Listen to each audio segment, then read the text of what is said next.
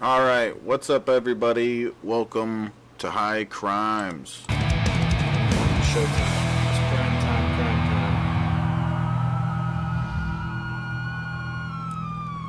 Oh yeah, I had to play the cool guy intro. So, how's everybody doing? Thank you for coming over here. Looks like I have to reset the goal thing here.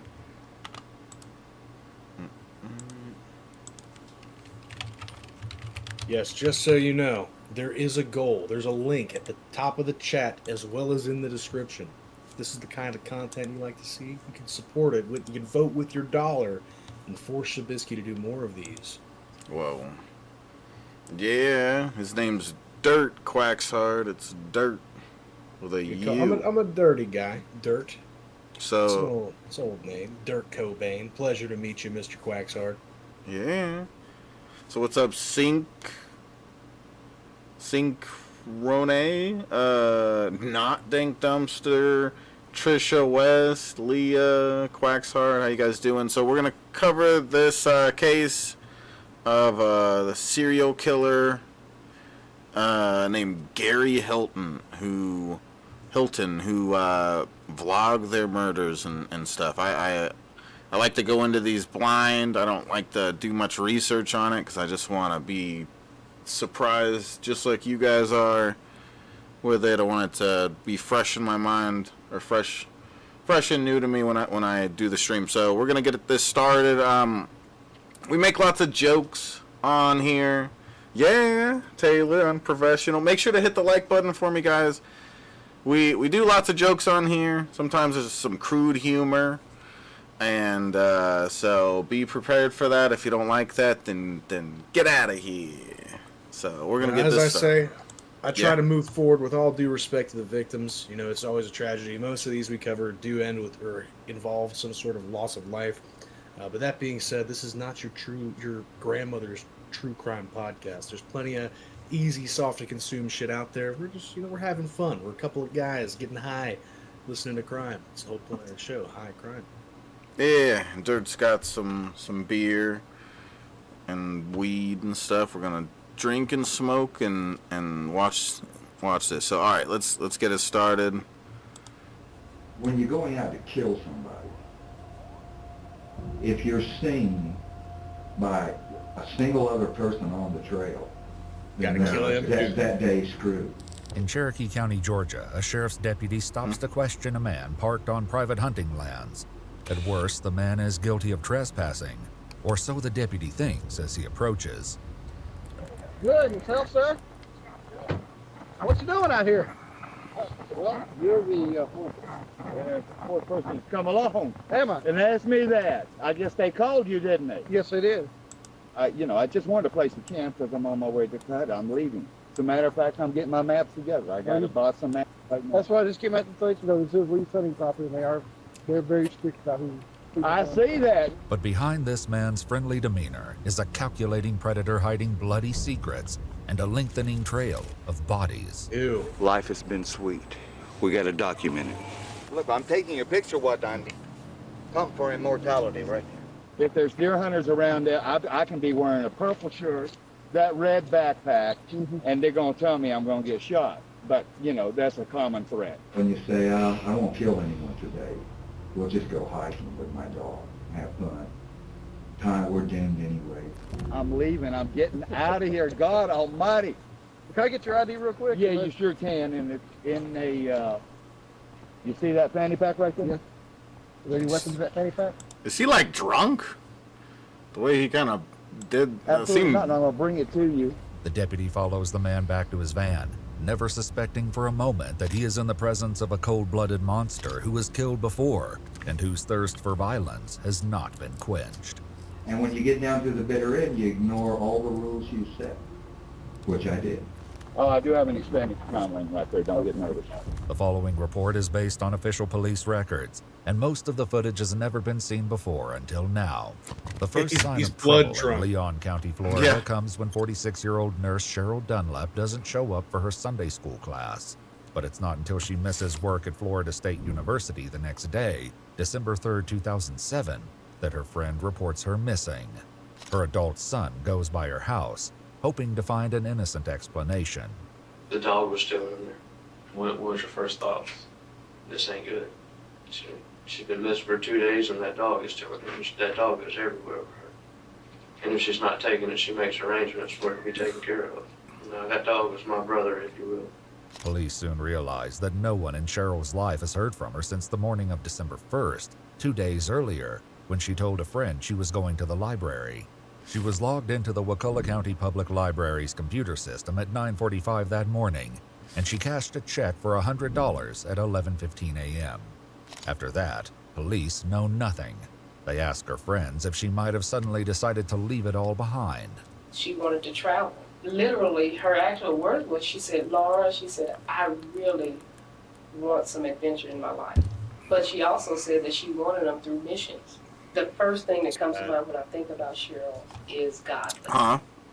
Sad. She was a nice lady with dreams. She wanted to do things, but this asshole came along and, hey, I'm a crazy serial killer guy. So great. Oh. Did you know there is a movie called High Crimes? Also, Dirt. Tell Shabisky to use his green screen. Oh, so, was that your mom? Thank you. Let me pull up the thing here. So yeah, thank you. So your mom said they came through a 666 and said, did you know there's a movie called High Crimes? Also, Dirt, tell Shabisky to use his green screen. Shabisky, you've got a whole green screen behind you. It's perfectly framed. You can see it. It's like it's there to use. All you have to do is click a couple buttons. What's wrong with you, Shabisky? Here, you invested in that green screen and the time in there to hang it up, and the time it took to angle the camera at such the perfect way that it could be used. And when's the last time Shabisky's used his green screen? I want it logged. Somebody go back and check everything he's been on.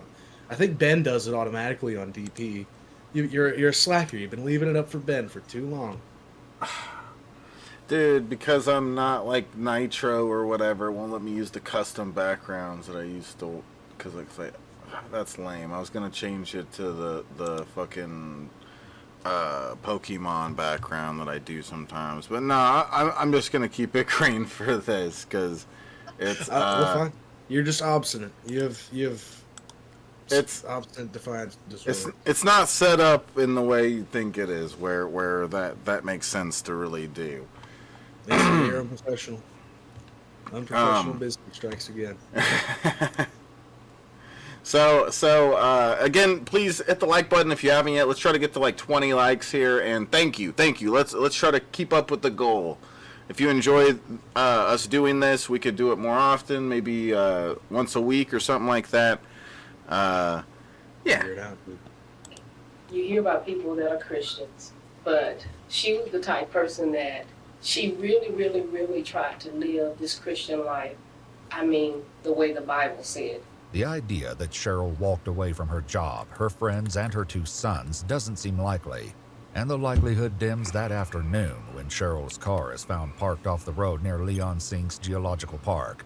It's been abandoned. There's no sign of Cheryl or anyone else.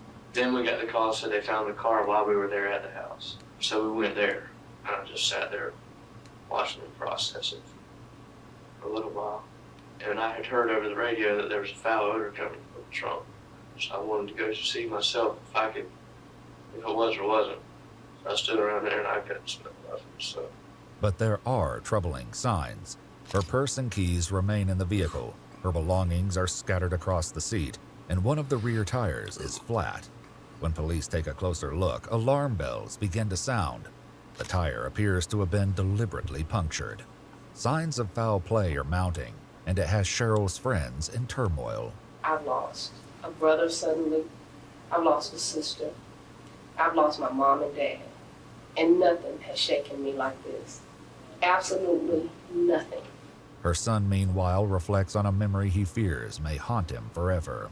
I started trying to call her and ask her opinions about what I should do with my life. She didn't have her phone on that day. And I was outside building a pen when she called back. And I told her I couldn't talk right into. How long ago was this? A couple of weeks ago. That was the last time you talked to her? I didn't even talk to her. But that's the last time you heard from her? Cheryl Dunlap's picture is splashed across the local media. A couple reports seeing her at Leon Sinks on the afternoon of December 1st, sitting on a bench reading a book. From that point forward, her whereabouts are unknown. That is, until police learn from Cheryl's bank that her ATM card has been used 5 times between December 2nd and December 4th to make withdrawals totaling more than $700. So if someone used the card, they would have to know it or either get it from her. It wouldn't be where they could just look at it and see it. No. Probably the only way. That's an easy way to get caught for your murder. Just use their credit card after you do it. That's one dumb way to get caught. That she gave up that PIN number was either they threatened her life or her grandbaby's lives. Investigators head to the bank's main branch to see if there's video, while also looking to the public for help. Do you remember seeing a gentleman that might have roused your suspicion at all? No, there's a lot of people come in here that rouses my suspicion. I look at every one of them. Police have a long investigation in front of them, but what they see at Cheryl's bank makes it clear that there's no time to waste. In video of her recent ATM transactions, detectives see what they feared most. It's not Cheryl Dunlap using the ATM, but a shadowy figure wearing a disturbing homemade mask. Damn. Investigators note that the man is tall and thin, but that's not a lot to go on, even for those who know Cheryl best. Any suspicions as far as people? I can't imagine anybody. Because I mean, my mom's that type that everybody loves her. She doesn't have any enemies. She's not a Lulu that she just go disappearing. Even the description of the guy on the ATM machine, I can't think of anybody without a description. Skinny, tall, lanky.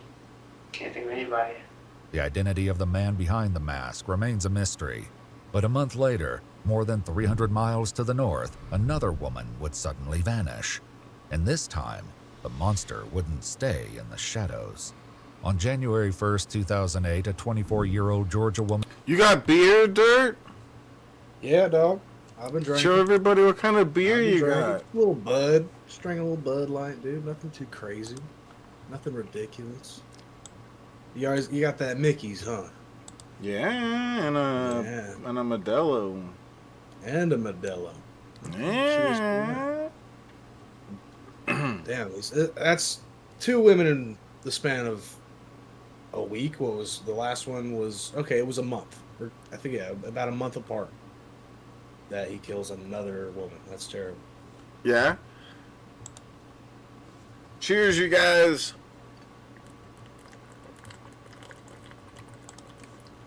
Named Meredith Emerson leaves a note for her roommate before heading off on a hike with her black lab, Ella. When she still hasn't returned by the next morning, her roommate files a report with the Union County Sheriff's Office. Whiskey Tom coming through with a $2 tip says, cheers. Thank you, Whiskey Tom. Should I open up this next beer, guys? Can we get a little bit further on the goal for me to open up the next one? Is that possibly? Meredith's boyfriend goes looking for her car, which she finds in one of the parking lots at Blood Mountain, one of Meredith's favorite hiking spots. He leaves a note on her car, and with the eventual help of friends and police. Yeah, I'm just saying, if life were a movie, you don't go hiking on Blood Mountain, dude. Yeah, that sounds like a place where you'd die. Trails and the surrounding wilderness. Blood Mountain. Soon news of her disappearance is statewide, as an investigator with the Dawson County Public Defender's Office told EWU. It hit the papers here because where she went missing is not far from here. So the county was put on full alert. I mean, we were aware of the case probably as soon as she was declared missing. But despite the intense search effort, there's no sign of Meredith. Investigators talked to several people who saw Meredith on the mountain on New Year's Day, and it turns out they noticed something else as well. An older man lurking nearby. One witness says he even came across a suspicious scene a few minutes after seeing the two. A disturbed portion of the hiking trail, as if there had been a struggle. Left behind on the ground were several items, including water bottles, a dog leash, and most ominously of all, an expandable police baton. Witnesses described the man they saw with Meredith, a 60-year-old white male, around 5 foot 10 inches, 160 pounds. And they mention another fact as well. He had a large reddish dog with him. Police share these details with the local media, He and the took tips that start woman's rolling dog. in. Could this man be responsible for Meredith's disappearance? Could he even be the same sinister figure seen taking money out of Cheryl Dunlap's bank account a month earlier? The cases are eerily similar. 2 women, alone by themselves on national forest land, and now both of them missing. In Leon County, Florida, the tips in Cheryl's case are beginning to take on a familiar shape. Ran into this man and his white van, and his dog started barking at us. A big dog, kind of reddish, brownish hair, long hair, I guess. Again and again, witnesses come forward to describe a very specific man they saw in the area, and most of them agree that it was late November 2007, only days before Cheryl Dunlap went missing. And we saw an old man, skinny, I remember he was skinny, looked homeless, walking towards us. A gentleman was standing in front of it and said hello, and he engaged in conversation immediately. I noticed stuff strewn around the campsite, and the most prominent thing was a beautiful dark red Irish setter. This gentleman with his dog approached me coming out of the woods, and it made me nervous. He had this big long knife strapped to his side. The dog was looked like a golden retriever, but it was like a dark rust color. Probably 5'9", 5'10". He's an older man. Scruffy in the face, maybe missing a couple of teeth in the front. He gave me the creeps when I saw him. He weirded us out so much that, I was just joking, completely joking around when I said this, but when we left, I was like, man, that guy's killed like 10 people. An older man, a white van, a red That's dog. wild, dude. The details coming in are consistent. First in Florida, and then a Sometimes month you later just in the know. Georgia mountains. Yeah. But it's not until a businessman named John Tabor hears the news that police are finally able to put a name to this phantom. Tabor calls the Georgia Bureau of Investigation's tip line and says the man they're looking for used to work for him selling house siding, right up until the day he demanded money and threatened to kill him. The man drives a white Chevrolet Astro van, and he has a red golden retriever he calls Dandy. His name, Tabor tells them, is Gary Michael Hilton. And that's when things start to move very quickly. Armed with this new information, the GBI finds Hilton's driver's license records in the system, and they send out an updated Be on the Lookout report to law enforcement and the general public that includes his name and photograph. Hilton is labeled a person of interest in Meredith Emerson's disappearance, and investigators hope to find him before it's too late. Unfortunately, in the Florida case of Cheryl Dunlap, hope has already run out. I drove up in there to where I like to walk the dogs in, and I seen some buzzards fly up just right beside the road. On December 15, 2007, 14 days after Cheryl Dunlap was last seen, a hunter comes upon a tragic discovery in the forest. I told my son to stay in the truck to, let me see what the buzzards was doing. And I walked out there, and it appeared to be a human body. At first, all I could see was just maybe the torso. I didn't see a head. All I could see was from maybe neck to waist. Okay. And I thought it was a deer to start with. And when I looked at it, I seen the leg and the foot sticking out, and I knew what it was then. The body is nude and is already significantly decomposed. It is found deep in the forest off the main roads. It appeared to have been somebody tried to cover it up. Police find the body covered in tree limbs and palmetto fronds from the surrounding woods, but that's not enough to hide the damage that has been done to this woman. Her hands have been removed. Her nipples have been cut off. She's been decapitated and left out here to rot. Because of the advanced decomposition in the missing head, the medical examiner could only label the cause of death as undetermined homicidal violence. You think he has like a jar full of nipples at his house? Oh my god, dude. 4 days later, the Leon County Sheriff's Office holds a press conference. I'm sorry. Dude, no, that's terrible. I mean, yeah, that's funny. That's but I guess- crazy. dude, this fucking... What the fuck, dude? Oh my What a god. sick fuck, dude. The body in the woods belongs to Cheryl Dunlap. Damn, that's Authorities in fucked up. Georgia are desperate to catch up to Gary Hilton before the same fate befalls Meredith Emerson. On January 4th, 3 days since her disappearance, there's a development. A black lab is spotted walking into a Kroger supermarket in Cumming, Georgia. It's chipped, and before the day is through, they've identified it as Ella, Meredith's dog. When Meredith's father speaks to the press, he says, "We're happy that Ella has been found, but Meredith is still out there." Later that day, a woman reports that Gary Hilton called her wanting money. The return number comes from a payphone, and police quickly track it to a Quick Trip in Cumming, just across the street from where Ella was found. They process the payphone for evidence, but it's what they find in the nearby dumpster that gives them a shock.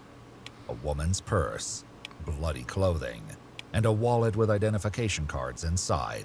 The driver's license and student ID cards belong to Meredith Emerson. If the hunt for Gary Hilton could ever become more intense, it just did. And that night, police get the 911 calls they've been hoping for. Hi, I'm calling from Cadenbridge Square Shopping Center, and I'm calling about that person, Gary Hilton, in connection with the woman that's missing. A man matching Gary Hilton's description has been spotted at a Chevron station in Chamblee, Georgia, approximately 30 miles south of Cumming.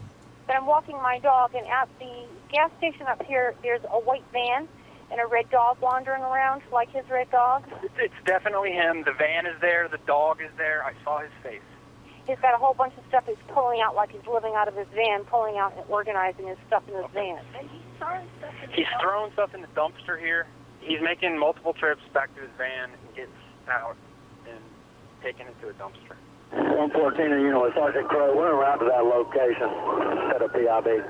It's definitely him. He's looking around like he is as guilty as sin. He's going to be gone if somebody doesn't get here. I can go take him down if you want. Go there. Stay right there. Okay. I'll go take him down. I'll go take him down, bro. I ain't scared. I'll fucking tackle that bitch. Yeah. Police are there? Yes.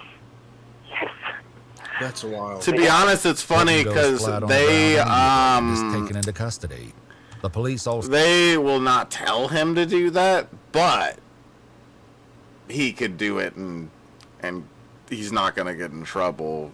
He's making a citizen like a citizen. It's a citizen's arrest. I think.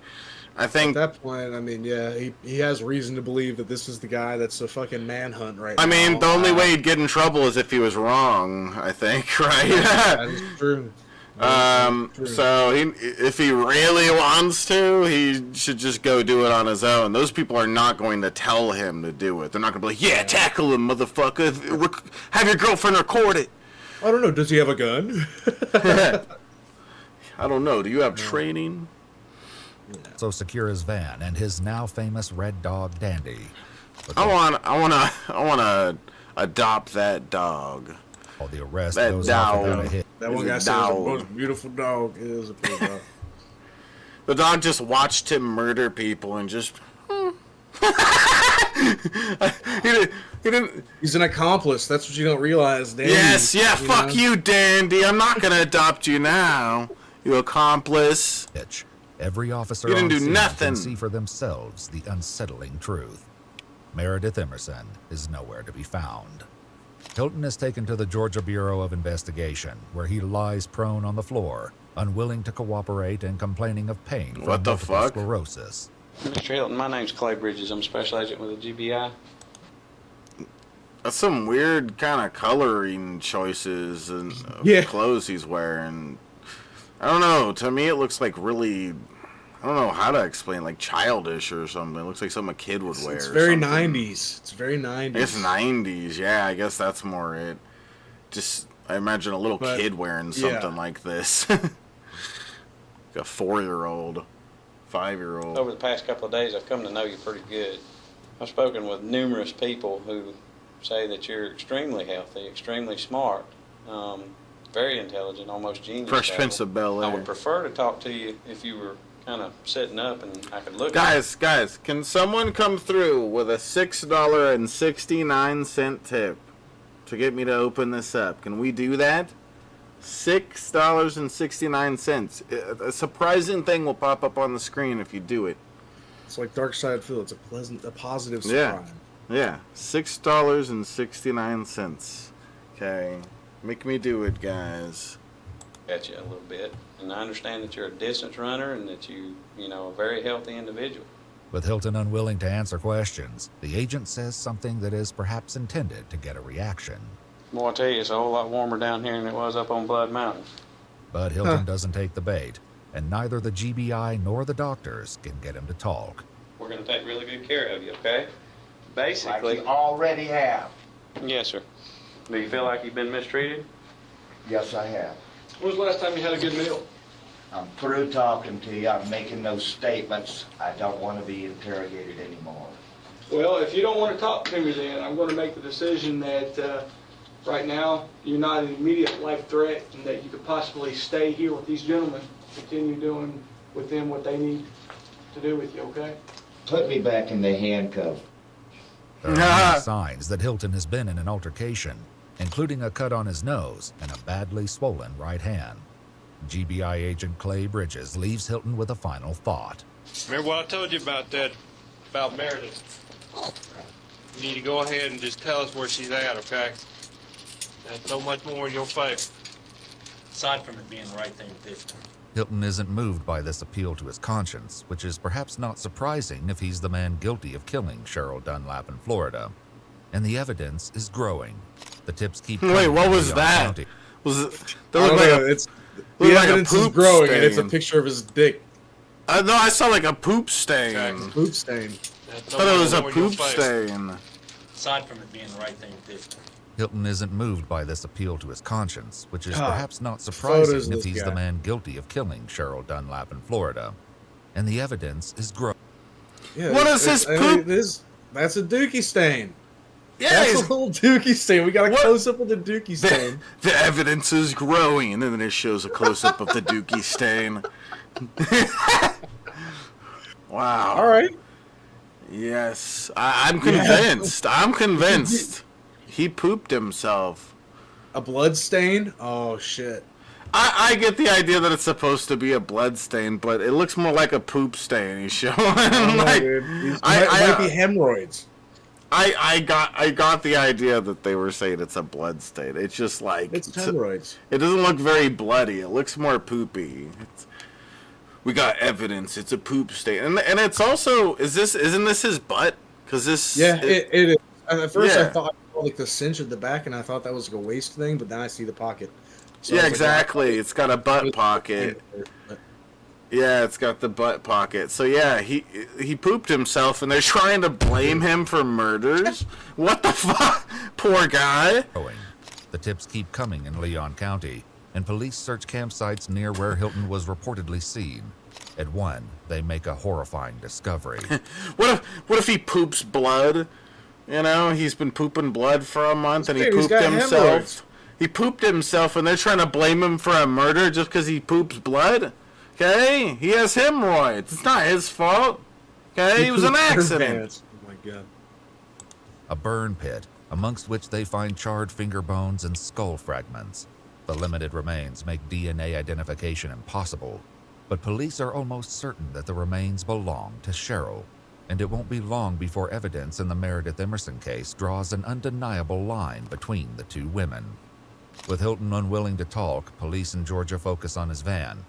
Since Hilton has been living in the Chevy Astro for a long time, there's no shortage of things to look through. And along the way, they come up with a fascinating discovery: a Sony digital camera and several memory sticks containing some very interesting videos. Look, I'm taking a picture, what, Andy? Come for him more. It's so weird how this guy dresses, dude. He totally dresses like it's the 90s. It's so weird. Wadandi. I thought this dog's name was Dandy. You're telling me it's Wadandi? Wadandi? Maybe You he's just said retarded. Wadandi. A Sony digital camera and several memory sticks containing some very interesting videos. Look, I'm taking a picture, what, Andy? Come for immortality right here. Good. The camera's right there. Maybe he called it Dandy and Wadandi. Wadandi. Which maybe Alright, dude. means, if you This look dude's that a up, maybe fucking- it's like a god or something. I don't know. It probably has something to do with something like that. Like he was Dude's a obs- freak. Dude's an absolute stick. Hey, but he has style. Okay. Dude. As Pruitt would say.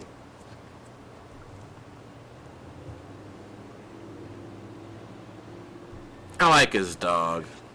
It is a pretty dog. It's a When shame I was it's- growing up, that was my dream dog when I was a little kid was a golden retriever. Yeah. That's not a golden retriever, I guess, but it's basically, I don't know, it's like a red golden retriever. I don't know, reddish. I don't know. You know what a Pyrenees? You know what a Pyrenees is, right? Big Sounds fluffy white dog. Sounds very familiar. Big I'm fluffy sure white dog. if I see My it. mom, she had it was golden lab and Great Pyrenees, and they're big dogs. She was basically a really big snow white lab. Big old head too. Yeah, like labs and or golden retrievers or whatever. They just seem like such angels, you know. This one wasn't. She was fucking. No. Well, she's still alive. I don't live with her anymore. But yeah, she's fucking loud. Well, she really just didn't like anything outside of the house. Anything inside the house was good, but like she would literally like scratch at the windows if a person or a cat was walking down the street. And she's a big old dog, so yeah. She's broke windows. Oh gosh. Ginger retriever. Yeah, it's a ginger retriever. Oh, yeah. These home videos give investigators an unprecedented look into the life of a violent drifter. Yeah, he's just a real red, and he has that Irish confirmation also. Okay, come on, honey. Let's get. Good boy. Now you got to stay out here. Okay, now we're going to get ready after he's greeted, and we'll be all happy. You got to stay right here, Wawa. You do. The police will soon discover much darker recordings on the memory sticks. For now, they charge. I'm jealous of this guy's cool dog. Gary Hilton with kidnapping in the Yeah, I want a cool dog like that. Meredith Emerson case. It remains to be seen if additional charges will follow. As police transport Hilton to the... Guys, are we not able to make more progress on the go to keep the chugging going? Me and Dirt would both do chugging. I'll open up this and chug, and he'll chug, and we'll chug. We need more tips. Tall can left. It's not a tall can. It's a 16-ounce can. But you know, it's not your average can. But I got half of it left. I'll chug it. Our high crime show is gonna go out of business if we don't get more tips this stream, guys. Okay, you want us to shut down the business? Huh? Become drifters like this guy? Get a ginger dog and become serial killers? No. Huh? It's like excluding that. You can't become a serial killer. On Minecraft. I mean, I like serial killer on Minecraft. Yeah. Union County Jail in Georgia. His attitude has improved, but his willingness to answer questions about Meredith's whereabouts has not. You guys are pissed at me, so hey, I ain't. You get the cops pissed off, man. You must be bad. All right, now you ain't gonna do nothing squirrely on Oh, us, right? yeah, like I can whip you. He's sitting there with one gun in the holster and the other in his seat. I mean, Jesus Christ. He's gonna turn around and cap me. I am, okay? Totally. I was trying to figure out who I was gonna give my dog to before I turned myself in. I saw the paper. I caught the paper. You're gonna turn yourself in. I saw the paper. I saw I was on the front page of the paper. You know. It didn't seem like you were gonna turn yourself in. Well, hey, you know something? I'm making statements and I ain't making no statements. But Hilton's position on I'm making statements and I ain't making no statements. Wow, he has a high IQ. And he is a Georgia Bureau of... Yeah, if you make a bunch of statements and then say, I'm making statements but not making statements, all of a sudden it just makes it to where you didn't say those things. Investigation will finally get a deep look into one of the most sinister minds they've ever come in contact with. In hours of interviews, they'll begin to piece together what happened to Meredith that day on Blood Mountain. And what they hear from Gary Hilton changes everything. I hope by the end of this we get to know what he does with the nipples. You know, that's what I care mostly about. Like, does he create bracelets or like what does he do? I'm sorry. I said, you know something, no one did you. And she said, boy, I'd be mad if once you let me go. And I came back and my boyfriend said, have you been gone? I spent 3 days with her. We had long talks about everything. I gave her a book to read. It was kind of like the Lone Ranger. And the Lone Ranger would come galloping into town. They would always say... Yeah, he makes pizza. Instead of pepperoni. Who was that masked man? Oh my God! Who was that masked man? Okay, that's what I do to society. Hilton admits that some of what is driving him to talk is the kidnapping charge, which he believes will likely put him away for the rest of his life. They had me under kidnapping, and it was going to stick. The evidence was good. Right out of the dumpster. It was just a smoking gun. They had me. The investigators take a low-pressure approach to the interviews, which gives Hilton all the room he needs to expand on every topic he can think of, including his history of conflicts with the other dog owners he meets while hiking. The average dog owner doesn't know jack about dogs. The average animal control officer doesn't know jack about dogs. They anthropomorphize. That means assigning human qualities to something. Anthropomorphic. Okay? And they assign human qualities to dogs. And what that means is that they want dogs to be like humans, which is be nice and get along. Well, that's not the way it is in the dog world. Because when dogs talk to each other, they quite often revert back to the wolf world. And the wolf world is more incredibly savage and brutal than you can ever imagine. Humans don't understand that in the dog world or the wolf world, there are no assault and battery laws. There are no murder laws. And quite often, there is no fear.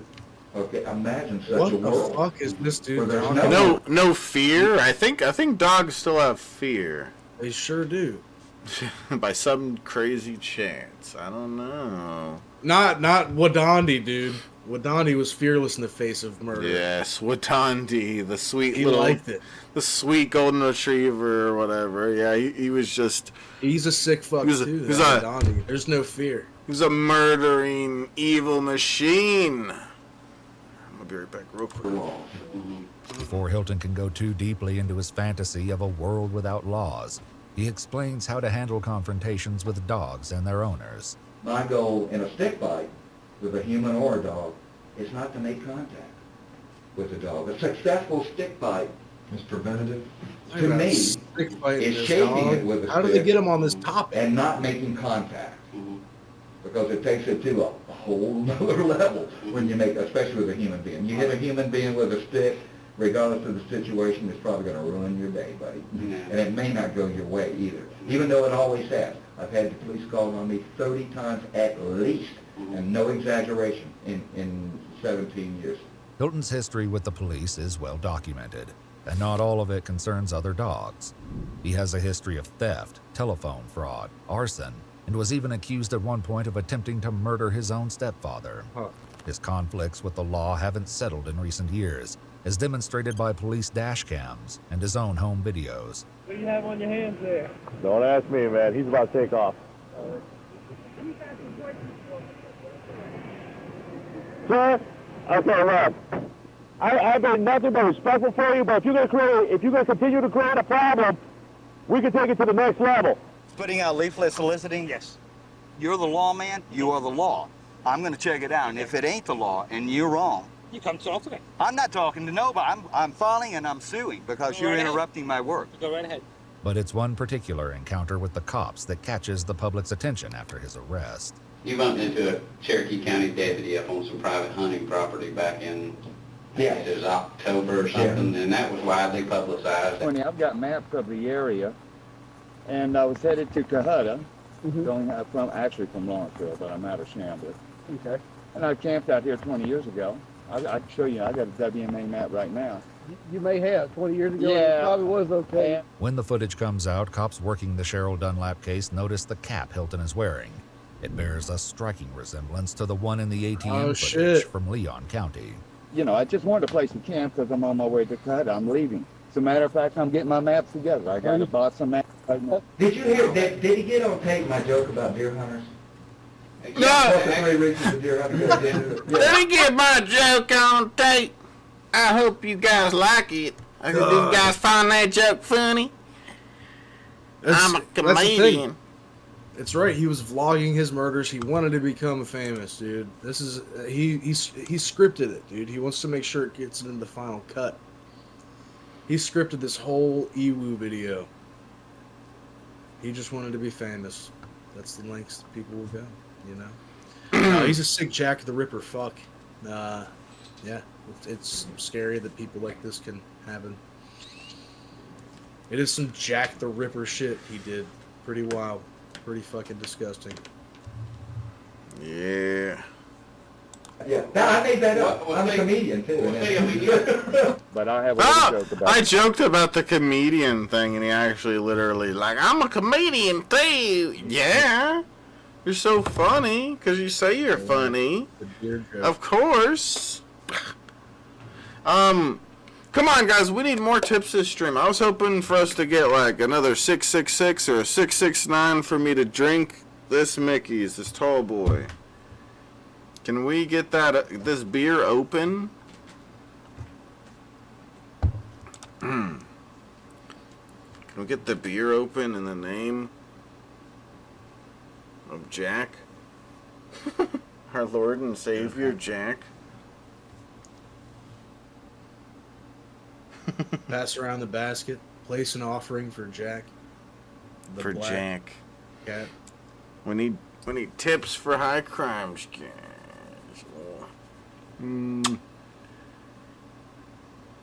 Did we hear the joke about the deer hunters, or is he telling it right now? Because I'll be honest, I'm on the edge of my seat. It's probably gonna show it right after he mentions it in the video. Let's back it up just like a little bit. You know, I just wanted to place a camp because I'm on my way to Cut. I'm leaving. As a matter of fact, I'm getting my maps together. I got to buy some maps. Did you hear? Did he get on tape my joke about deer hunters? Yeah. What's the 3 reasons the deer hunter goes into? Yeah. I made that up. I'm a comedian too. Oh shit! But I have a little. Hold on, I forgot this. Leah coming through with a $3 tip. Thank you, Leah. Guys, be like Leah and support high crimes. Yeah, do some chugging, dirt. Chug, dirt. You gotta chug more. Why is your camera so pixely? It doesn't really matter that much. Oh, whiskey coming through with a 2 for Jack. Thank you. It's not the end of the world, but it is weird. It's pixely for me. Should a little smoother, but yeah. And yeah, let's keep it up with the support, guys. Here for that, I'll open this up and please keep supporting. Keep supporting. Cheers.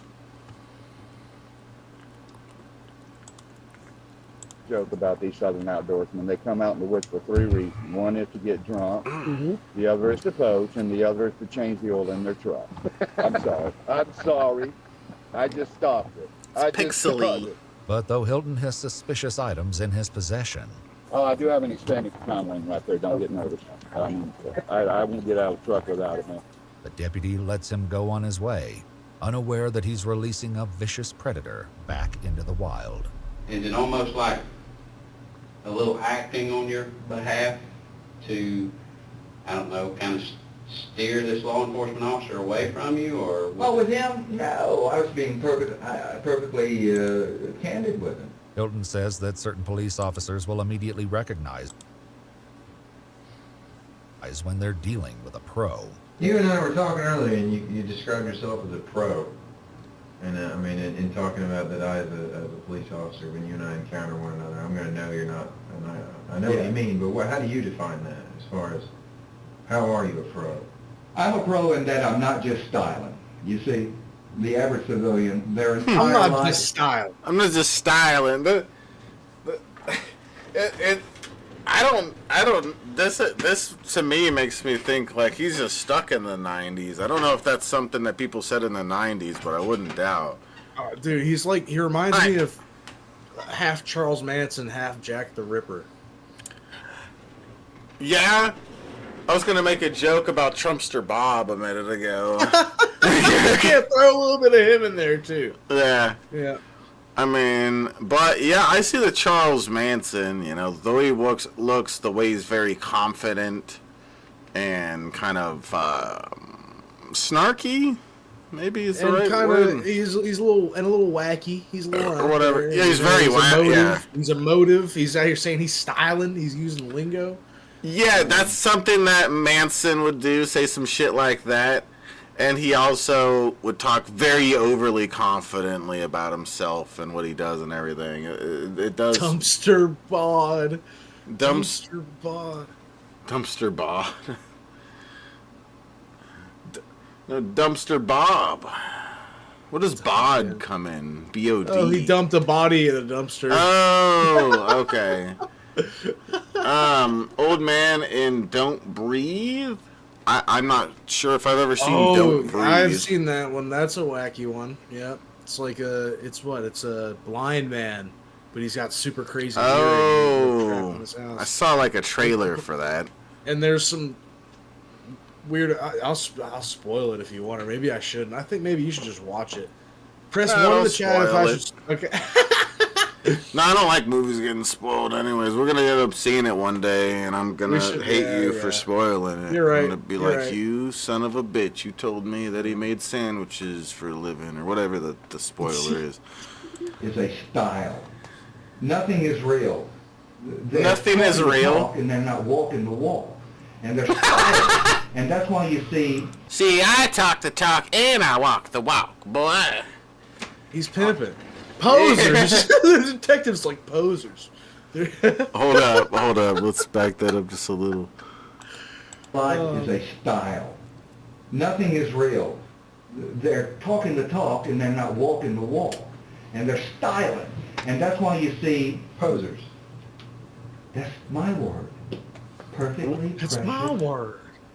That's my word, boy. That is such a weird moment right here. That's what yuppies are.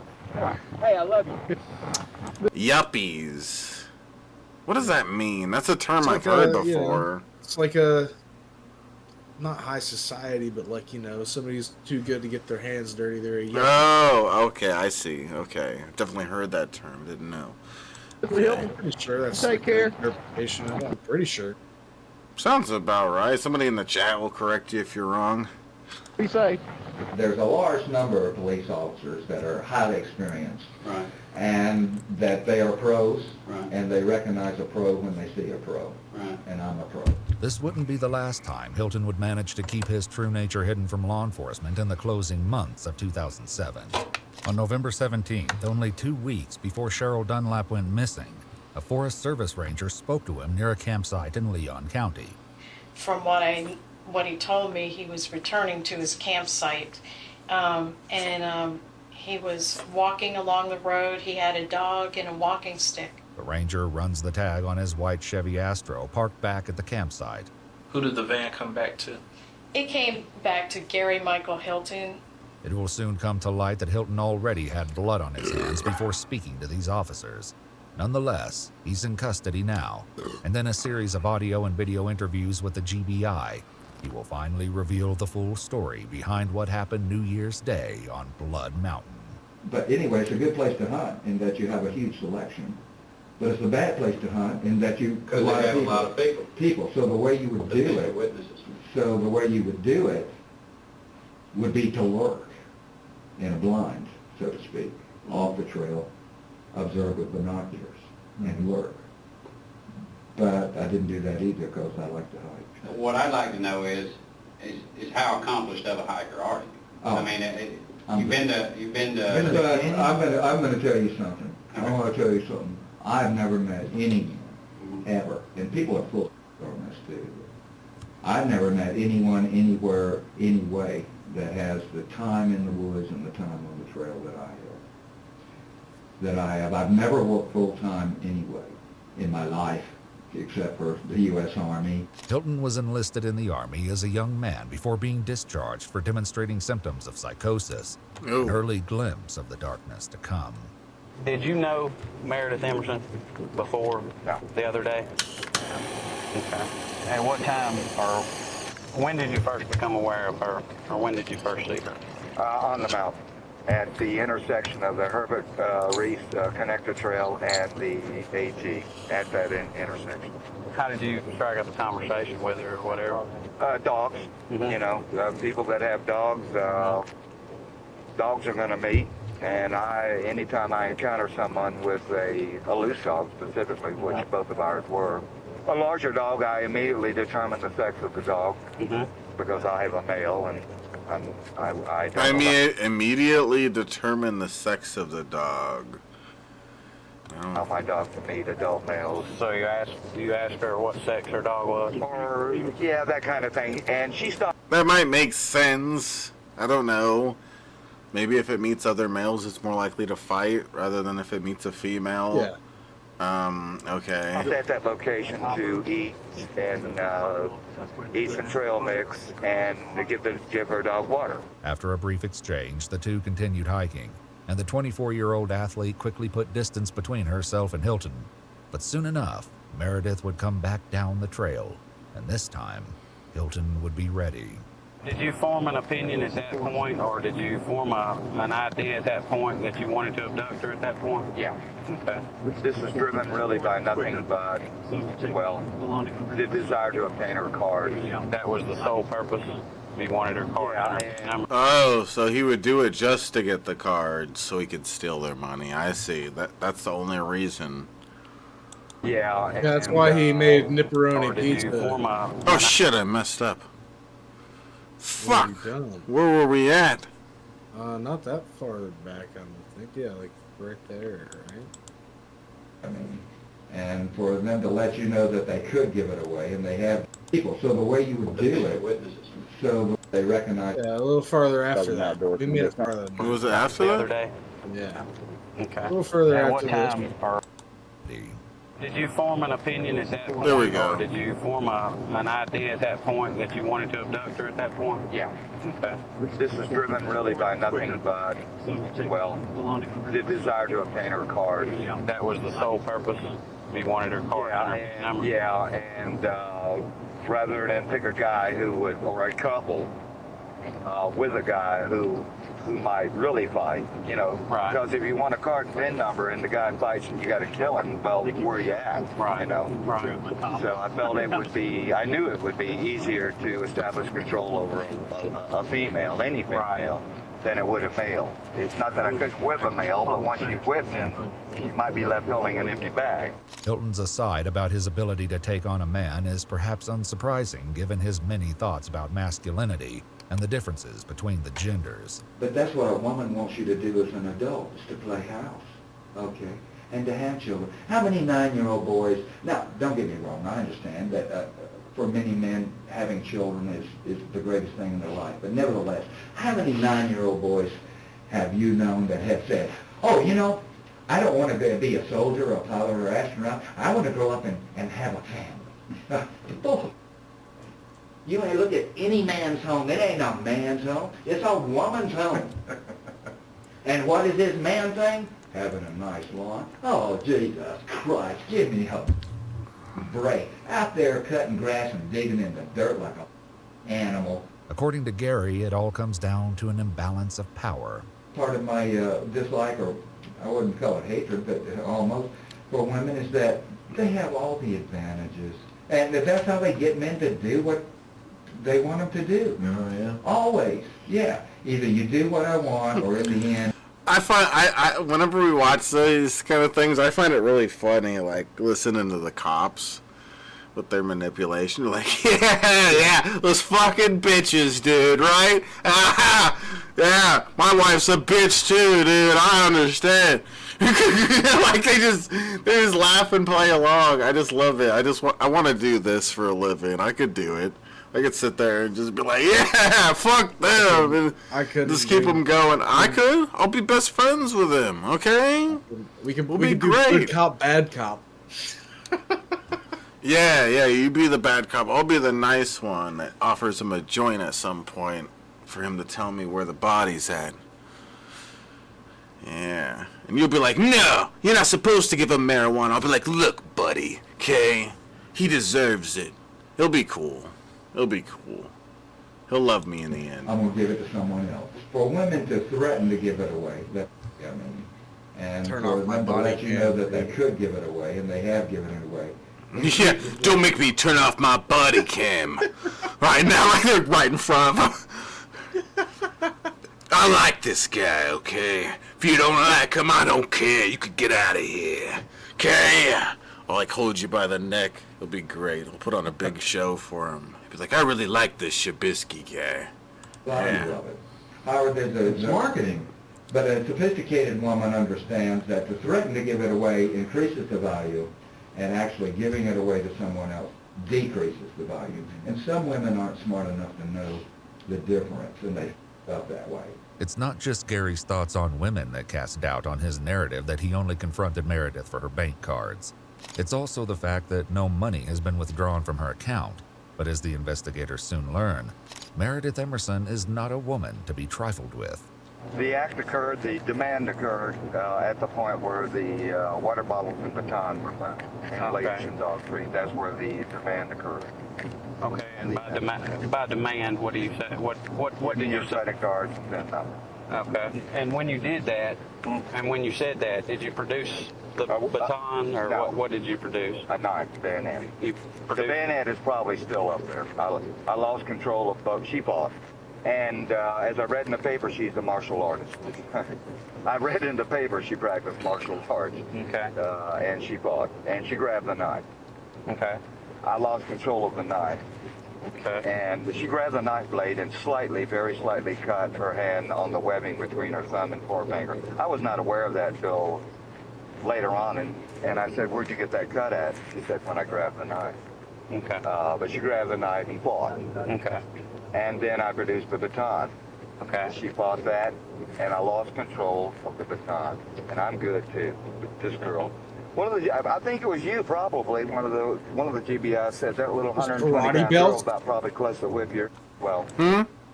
Those karate belts. It's him. Tiger Clan, dude. These are karate belts. It's him. They said what she was trained in. Oh yeah, my bad. It's him. It didn't say karate. It's in martial arts, I think. Well, that says about martial arts. Who knows?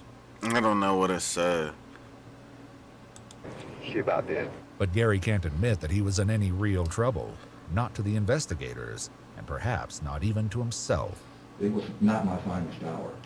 It was not my, I mean, I'm better than that. I am, but I found out she was a black belt, too, which don't mean, again, they're styling these black belts. They're styling. They're not. They're learning to do some little, but on the other hand, doing that kind of thing does increase your coordination, your hand-eye, etc., and it gets you more used to hand-to-hand combat as opposed to an untrained person, even though they're not really fighters, and she didn't do no. It's just that she was real quick with her hands and had no hesitation about grabbing weapons and everything. And not only that, she was hard to subdue. Fought like hell, man. Fought, and then once I gained control over her and got her 10 to 15 feet away from the trail on that little side trail I told you about, she started fighting again. But what Gary characterizes as a fight sounds more like a merciless beating. I had to hand fight her. Mm-hmm. And that's where I got this hand. I probably have multiple fractures in my right hand now. Okay. However, I'm not in pain, and I don't think any of them are displaced. I had to hand fight her, and I still couldn't get control of her. She would feign or pretend that I was in control and then start fighting again. Right. So I had to hit her a number of times. Now you hit her every time with your right hand, or? Yeah. Okay. These are straight in punches. In the face, or? Yeah, or the head. Okay. As to what extent she was injured, her two eyes. What the fuck does an egg have to do with the? It's an actual case photo. Yeah, they must have like knocked an egg out of a tree, I guess, because they hit a tree or something. I don't know what that's the only thing I get from this. I don't know. She may or may not have a fractured nose. I checked with her a number of times. She was not in any pain other than afterwards. She was not in any pain other than a headache. I offered her and gave her aspirin. Give her Because the aspirin. investigators What a nice said guy. once they were safely off the trail, he was able to finally subdue her. So I got control of her again, quieted her down, got control of her again, and I kept her moving down that close trail around the corner of the mountain, so to speak. And at that point, I produced it's like a duck tie. It's like handcuffs that police use. Zip tie? Zip tie, yeah. Okay. Except these were just commercial zip ties, 18-inch zip ties. You remember what color they were? Yeah, black. They're not there anymore. You'll probably find them in the dumpster, I believe, probably. Yeah. Did you have a rubber band around them? Yeah. Okay, we did find one up there. I don't know. Oh, you did? Mm-hmm.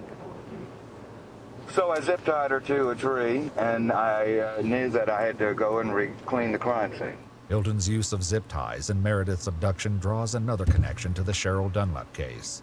Investigators searching several of Hilton's Leon County campsites find a number of items he left behind, and zip ties are prominently among them. But it's something else that Hilton leaves on Blood Mountain that will make the connection undeniable. Told her to be quiet and stay. Okay. And went back to clean the crime scene, but it had already been found. Okay, by that time it had already been found? I saw there were 3 hikers that had found the things, and they were no longer there. Okay. And they were headed down slope, and they were looking... Were you crouching behind a rock at that point? Looking at them? And looking at them, and then I laid down flat in the trail above them. Mm-hmm. Because if a trail is cut in, into a slope and someone's below, if you lay in the flat, you're deflated or inflated, so to speak. And I laid down in the trail at that point, and the stuff was gone. Among the items Hilton lost on the mountain were his expanding police baton, Meredith's leash and water bottles, and the dagger-like knife he calls a bayonet. When investigators with the Florida Department of Law Enforcement compare the blade of the bayonet to the hole in Cheryl Dunlap's tire, any doubt is put to rest. It's an exact match. If I'd been back to the crime scene just a few minutes sooner, just several minutes sooner, I would have beat those people that found the bat, and I would have picked it up. But as it was, I had to fight her twice, bring her all the way around the corner of the mountain, and then secure her to a tree, in spite of her protestations, and then go back for it. So she caught me fair and square, yeah. Now, one thing I didn't ask you about this, since you're on that point, one thing I didn't ask you about, did you have to put something to keep her quiet, a gag, so to speak, or anything like that? No. Was she unconscious at that point? Never. Well, I'm wondering why she wasn't yelling when you zip tied her to a tree, and when you went back to clean the crime scene, is what I'm getting at. There comes a point they fight, and then they submit. Right. And a lot of it is because of me. Right. I reassure them. That it's going to be okay, but just quit fighting or you're going to get hurt. I tell them, listen, honey, I'm going to spend life in prison just because you said no. Gary has a great many ideas about how a victim should behave under Meredith's circumstances. But the advice to people that they're abducted is to engage your abductor and to make yourself a person to them and not have them think of you as an object. To engage them, to tell them your name, to tell them about yourself, tell them about your family, tell your abductor that. Tell them what you study, what your dreams and hopes and plans and schemes are, and try to engage them and make yourself a person rather than an object, because the abductor is psychopathic. He's looking at you in a human way. You want to make yourself a human. No. It was always me. It was always me engaging me. First thing I ask him is, what kind of music? What's your favorite song? What do you do for work? Where'd you go to school? What do you like to do? And talk to him. It calms him down. But none of them ever did that to me. Hilton tells the investigators that he would act much differently if put in that position. She never once told me, hey, my name is Meredith. I mean, that's what I'd be doing. I'd be pitching a guy like hell. They don't even pitch me. Like, really, I won't say a word, just, I'd be saying, hey, look, no sweat, look, I'll tell them you had me blindfolded all the time. I didn't even see nothing. I don't know a thing. I have no grip. Hey, I'm not even going to report this. Hey, just cut me loose, cut me loose as soon as you can. If I can get back before a big alarm is raised, I'll never even report. I'd be pitching the whole damn time. Meredith, who wasn't fortunate enough to have Hilton's instructions on how to be a victim, is subdued by other means. What did you do at that point? Went back to her and cut her loose. And she was not tied at all, except I put a loop around her neck. Oh, what kind of loop? Just a nylon cord, 300-pound test. Just wasn't even tied. It was like a loop. I put a loop line around her neck, and just like a leash, like a dog's leash, and that's the only way she was secure. Okay. And I told her that I had a gun, and that, you know, I was going to shoot her. Now, I didn't have a gun, but I had a BB pistol that looked like a gun, and I was going to shoot her. Then, you know, she took off running or something. You know, but you got to do that, because most girls can probably outrun me. You know, not that fast. And after that, from then on, she totally cooperated. We traversed the Blood Mountain through the stick stuff, down through the drainage, up, and everything. She was totally cooperative with me. Let me ask you this. At this point, was her hands free? Yeah. Okay. You didn't have those zip tied? No, you just had the noose. Yes, and I told her I had a pistol, which I did, but I told her I had a firearm, and that I would shoot her. By that time, and from that time on, she was compliant, totally compliant. Okay. And I was solicitous of her behavior, of her condition, and of her comfort from then on also. Okay. My intent was not to torture. Hilton says that he took Meredith down the mountain before tying her to another tree, and again making what he calls the demand. I told her, well, I was going to have to get her cards and PIN number out of the car, which was in her purse, under the seat. Let me back up. Did she tell you where her purse and PIN or cards were? Yeah. Okay. And she told you where her cards were at that point? Or? Yeah. She told me incorrectly, but it was just under the wrong seat. She said under the driver's seat. It was actually under the passenger seat. Okay. Hilton says he approached the parking lot cautiously, knowing there was a chance that the hikers above had called the police. When he arrives, however, the coast is clear, and he moves his van next to her car. So I walked her next to her car, opened the side door of my van, and put her in my van. And then took a chain, put her in my van and laid her down. And I had 2 lengths of chain padlocked to the seat mounting, the front seat mountings. One chain padlock, in other words, the seat mount, you know, where the seat is attached to the car. So both those chains were padlocked by one end to the seat mounting. What did she say to you? Did she say anything at that point? She said, they told me not to get in the van, not getting in the, or in a vehicle, or so I said get in. So she did.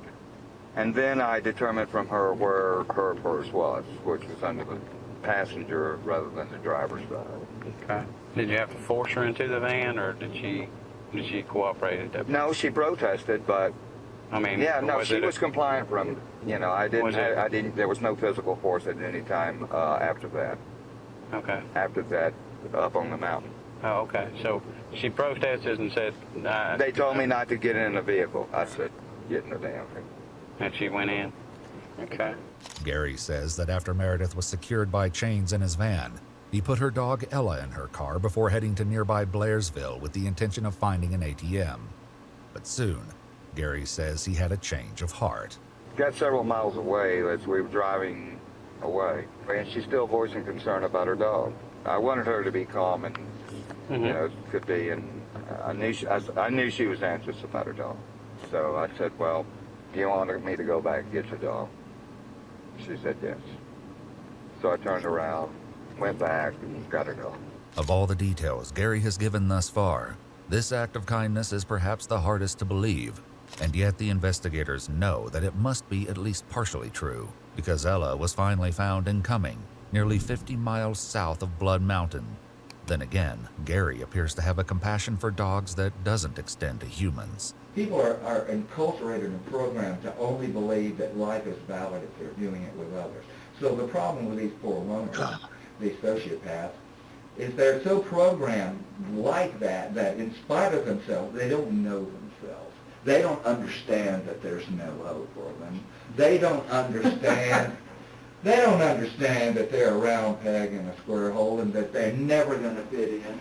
They don't understand that there's no way in the world that they are going to get real satisfaction out of a human relationship. I didn't understand myself until 21, actually when I got a dog. And all of a sudden I was no longer alone, and I didn't have that wrenching sense of loneliness and being alone, but yet there would be no salvation in the company of others. You're alone, your life is empty, alone, lonely, but there's no salvation or satisfaction in the company of others.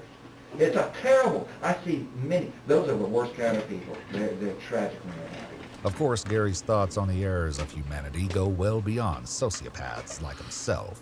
And there's a psychiatric school of thought that says existential anxiety is responsible for most of human neurosis. Yeah. Because we're the only... That bothered you back then? Since I was 4 years old, my earliest thoughts were of death and that I was going to die. Really? When I was 4 years old, I could place it because of the situation I was in when I thought it. And when I was 4 years old, I can remember looking at my hand and pondering the fact that this hand one day will be a skeleton. Yeah, when I was 4 years old. What was the situation, if you don't mind that? No, it was an intellectual thought. It was the awareness of my future non-being. Okay. The humans are the only animal that I know of that really has to cope with it, although it's really hard to tell. But it's a tremendous psychic load. It's the knowledge of our future non-being or the inevitability of our death is the thing that shapes our entire life. Rather than lure Hilton back to the point, the investigators appeal to his ego. All your travels and camping and stuff, you get by yourself, you get a lot of time to think and that's the thing. People gain a lot of insight, don't you? Lawyers and everyone else ask me constantly, how come you're so seemingly intelligent? Are you well-read? Are you well-educated? You're right. You hit it right on the head. That's very perceptive of you. The reason I'm so seemingly intelligent is that I alone am... He's seemingly intelligent. Seemingly. Yeah, seemingly. Amongst almost anyone, including you dudes, have time to actually stop and think about things. You don't have time to stop and think about things. You are so busy distracting yourself because you're running from really the reality of this situation, which is you're going to die. And you are so busy just frantically, desperately distracting yourself with every kind of thing in the world, including your work. Now again, I'm not judging you. I mean, you're just human beings. That's all you are. You're just human beings, and God bless you. Gary says that his time in the woods has given shape to his character. You got time to think. That's one of my personalities. I'm a philosopher, I'm a soldier, I'm a scientist, and I'm an artist. And those are all distinct personality types that represent distinctly different things. And I'm all of them. What's your artistic side? What do you mean by artist? Well, by artist, I mean truly in the sense of being an artist, in that you see everything in terms of not the linear, but the impression of it, and so forth. And as far as a medium goes, I'm an artist that people ask me, I tell them I'm an artist, and they say, well, what's your medium? Are you a sculptor? Right. No, my art is my life, and my art is weird. No. Laugh! No. I'm an artist. My art I is missed my the life, joke. My art is weird. Go ahead, laugh. Laugh. He's not a psychopath or nothing. I'm actually buying into this. Laugh. Of course, it's true. It's all true. When it's true, it's real. Everything I'm telling you is true. Everything I'm telling you is real. It exists. It's true. Hilton tells them that he even made the decision to yank some of his teeth out for the purpose of his art. And of course, to stand out even more from the rest of society. They're grinning idiots. I call it a dental display. That's what I call it. It's like chimpanzees and other apes, they do a genital display. You ever see a chimpanzee in a zoo look like that? That's a genital display. Well, they do a dental display. That's why I love my teeth. These are both artistic, philosophical statements, and they're practical too. If someone's with me, I'll go, you're pretty. Like that. It scares out of anything. They know I'm real. I ain't no yuppie. See, You're a poser. I ain't posing. And these are I got my fighting teeth in. And I present this fantastical spectacle to people, but I understand. You must have dealt with some other serial killer person who really liked to refer to yuppies as posers, because he keeps on trying to insert that into this, but it doesn't seem like he's really catching he's it. just real. Everybody else is a poser. This is the realest motherfucker, man. Yeah. Everybody else is Can't just understand. style. They're amazing. And because it's so fantastical, it's kind of like the Lone Ranger. And the Lone Ranger would come Whoa, down Quacksard. town. There would be all the schmuck townspeople, right? And here's the Lone Ranger be wearing this nice skin-tight outfit, a really elaborate two-gun rig mounted with silver with chrome pistols, and just a theatrical outfit. He'd be mounted on this beautiful Palomino. He'd have this trippy Indian named Tonto with him. You know what I'm talking about? And if the Lone Ranger were to ride out again, what would they always say about the Lone Ranger? You don't remember, but not. They would always say, Who was that masked man? yeah, who was that masked man? Okay, that's what I do to society. Though many of his home videos show Gary alone with Dandy, some of them do show him interacting with others, such as this Papa John's manager who seemed less than impressed with Hilton's version of the mysterious stranger. You tell these guys to quit terror driving. You tell them not to drive more than 5 miles an hour above the limit.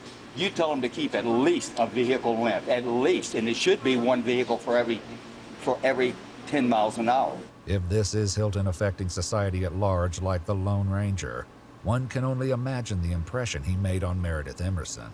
But while the 24-year-old may have no longer physically resisted Hilton after Blood Mountain, she wasn't done fighting him. I was saying that when it comes to individual human beings, the answer is really simple.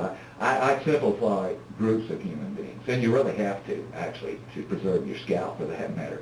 You have to make broad judgments about groups of human beings, but always understanding that individual human beings, the answer is really simple. It really is.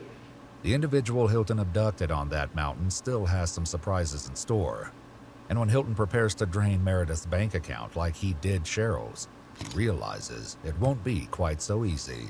Went to the Appalachian Bank, attempted the cards, attempted to run the cards. And they didn't work. Didn't work. I parked across the street. How many cards did you use?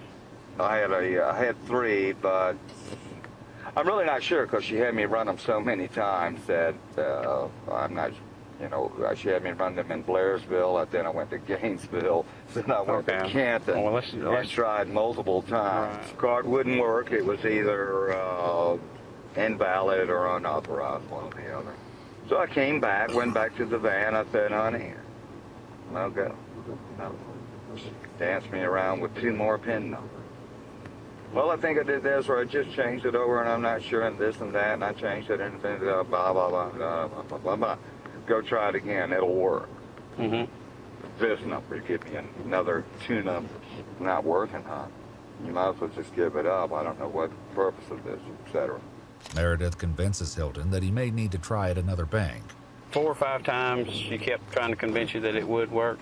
She did convince me. Right. She ran me back. I'd go try it like an idiot. Mm-hmm. I'm, like some eternal optimist. Mm-hmm. I had to go out of the van, walk the 100 yards or wherever to it, run it, come back. She'd give me some other story, right. Or another card. Right. I got 3 of them to work with. Yeah. I don't know why the reason for all this was. Mm-hmm. I told her later, I said, I'm not even going to ask you why. It's just that I'll never understand what the purpose of you been doing this for.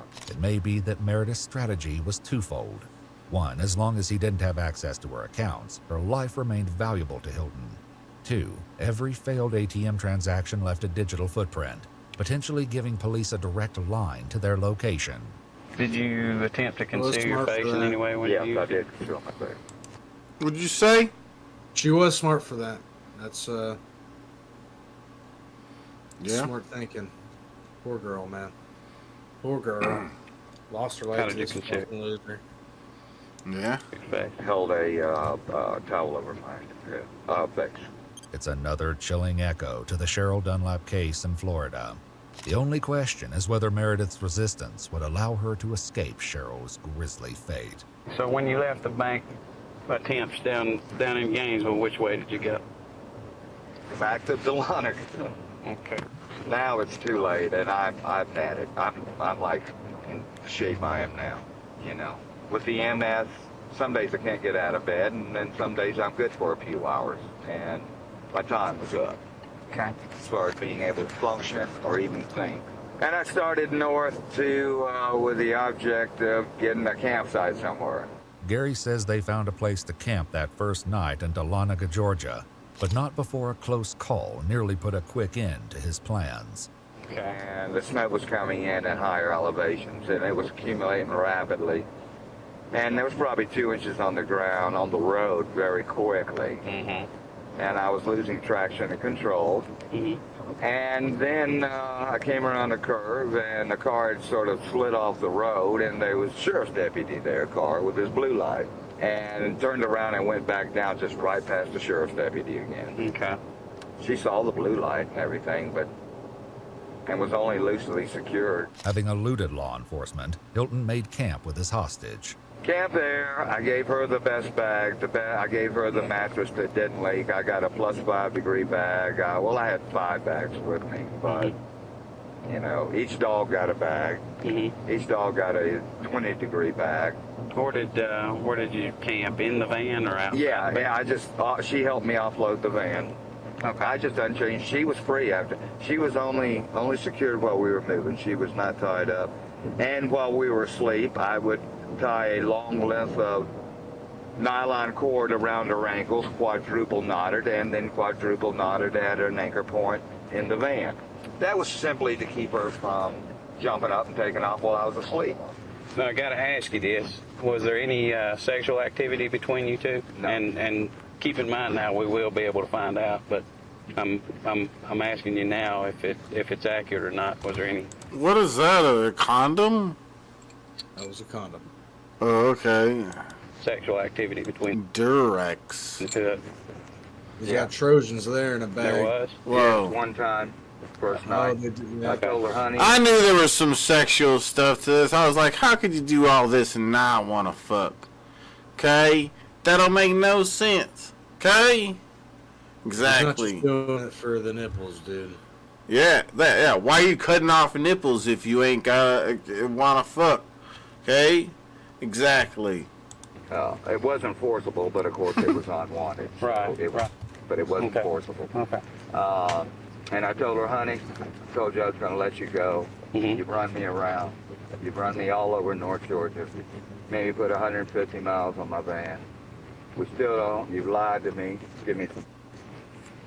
And she did. Hilton says that despite being abducted, beaten, and violated, Meredith was enjoying herself.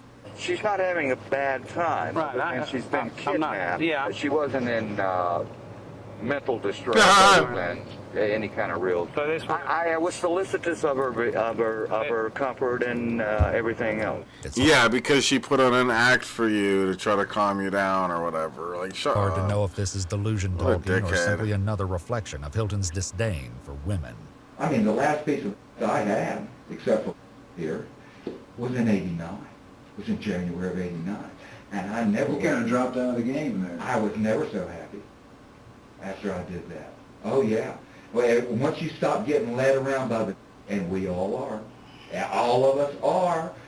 That's right. That's right. That's why we become less than men. That's why we start doing a woman's agenda. Well, I'm going to tell you something, and you take it from me. Really? No, you know what you're being fooled by? You're all being fooled. You're being fooled by a woman's instinct, not her free will. Her instinct is that of nurturing. Mm-hmm. That's because she raises the kids.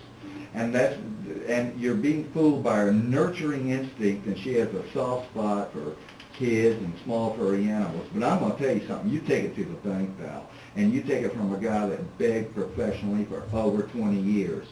The sex that is the most avaricious, accumulative, greedy, and heartless is women. Hilton seems to detect no irony, delivering this sermon on women before returning to the story of how he kidnapped one.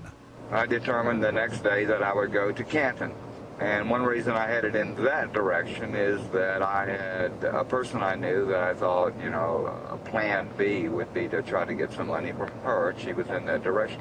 I don't have any money. I had $45 on me and spent $30 of my last $45 on gas, so I had no gas, no money. But anyway, that's one reason I headed in Canton. So I could go on to Cartersville if necessary and try to get some money. Who is this person that you were going to get money from? The person I was calling from the gas station were in Cumming where the clothes were found. That's the call I was making. She refused me and hung up. With Meredith thwarting his attempts to steal from her, Hilton says he reached out to a man he used to work for. Let me ask you this. I know that you made a phone call from Marble Hill also. At one point.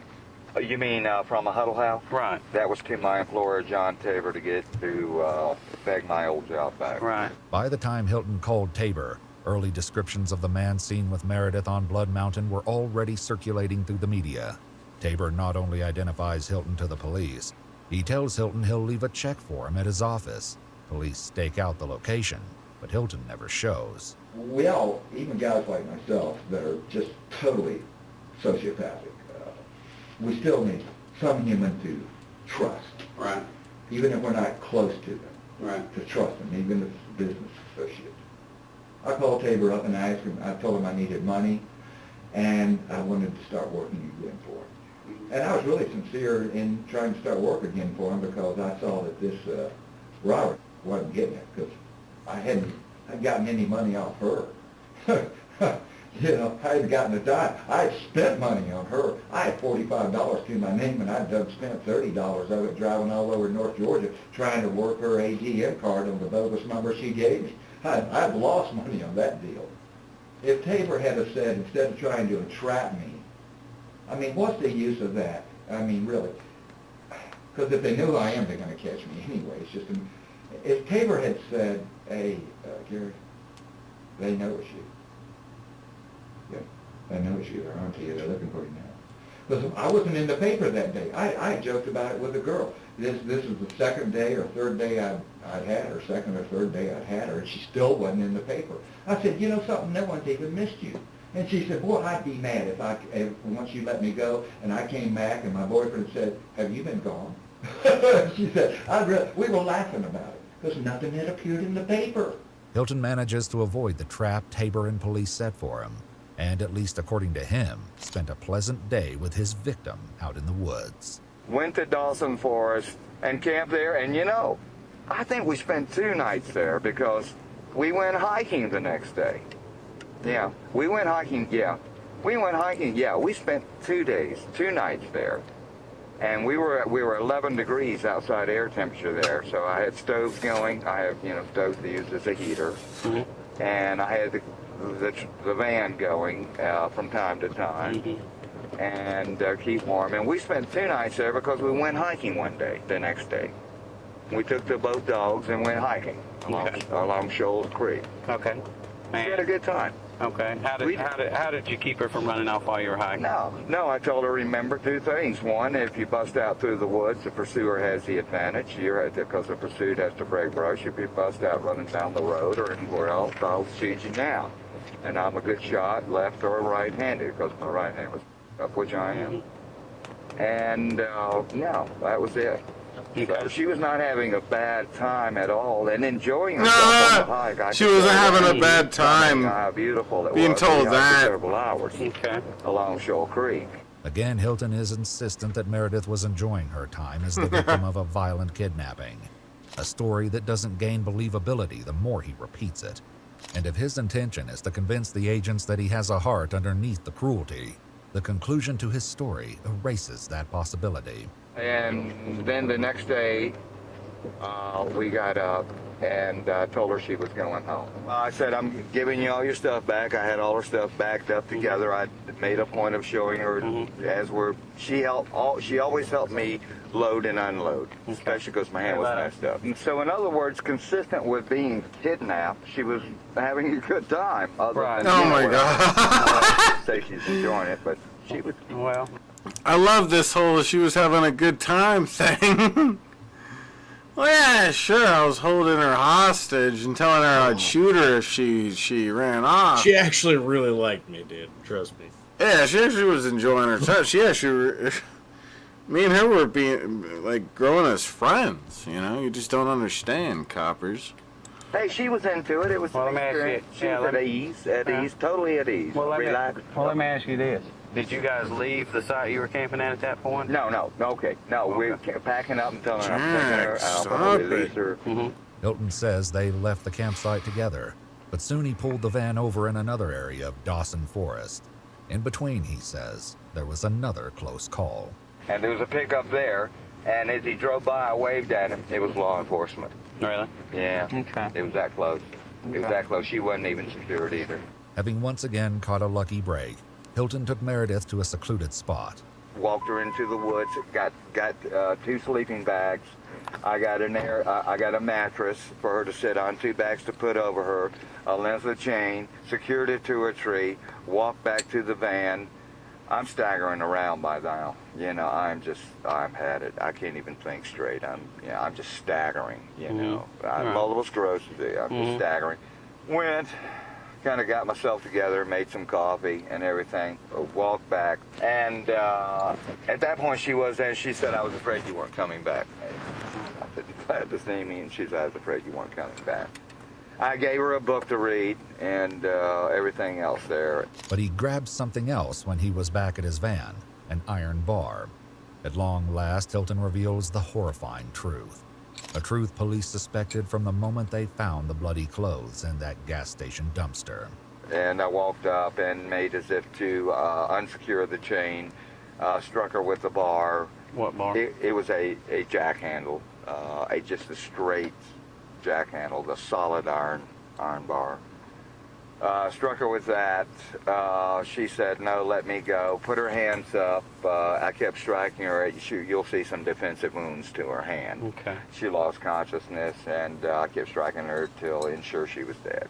Hilton says that Meredith had to die to ensure his freedom. Once you've taken someone, you're either going to kill them or you're going to get caught.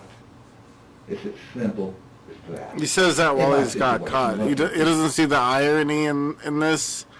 He's speaking so confidently, but he's caught and he killed her.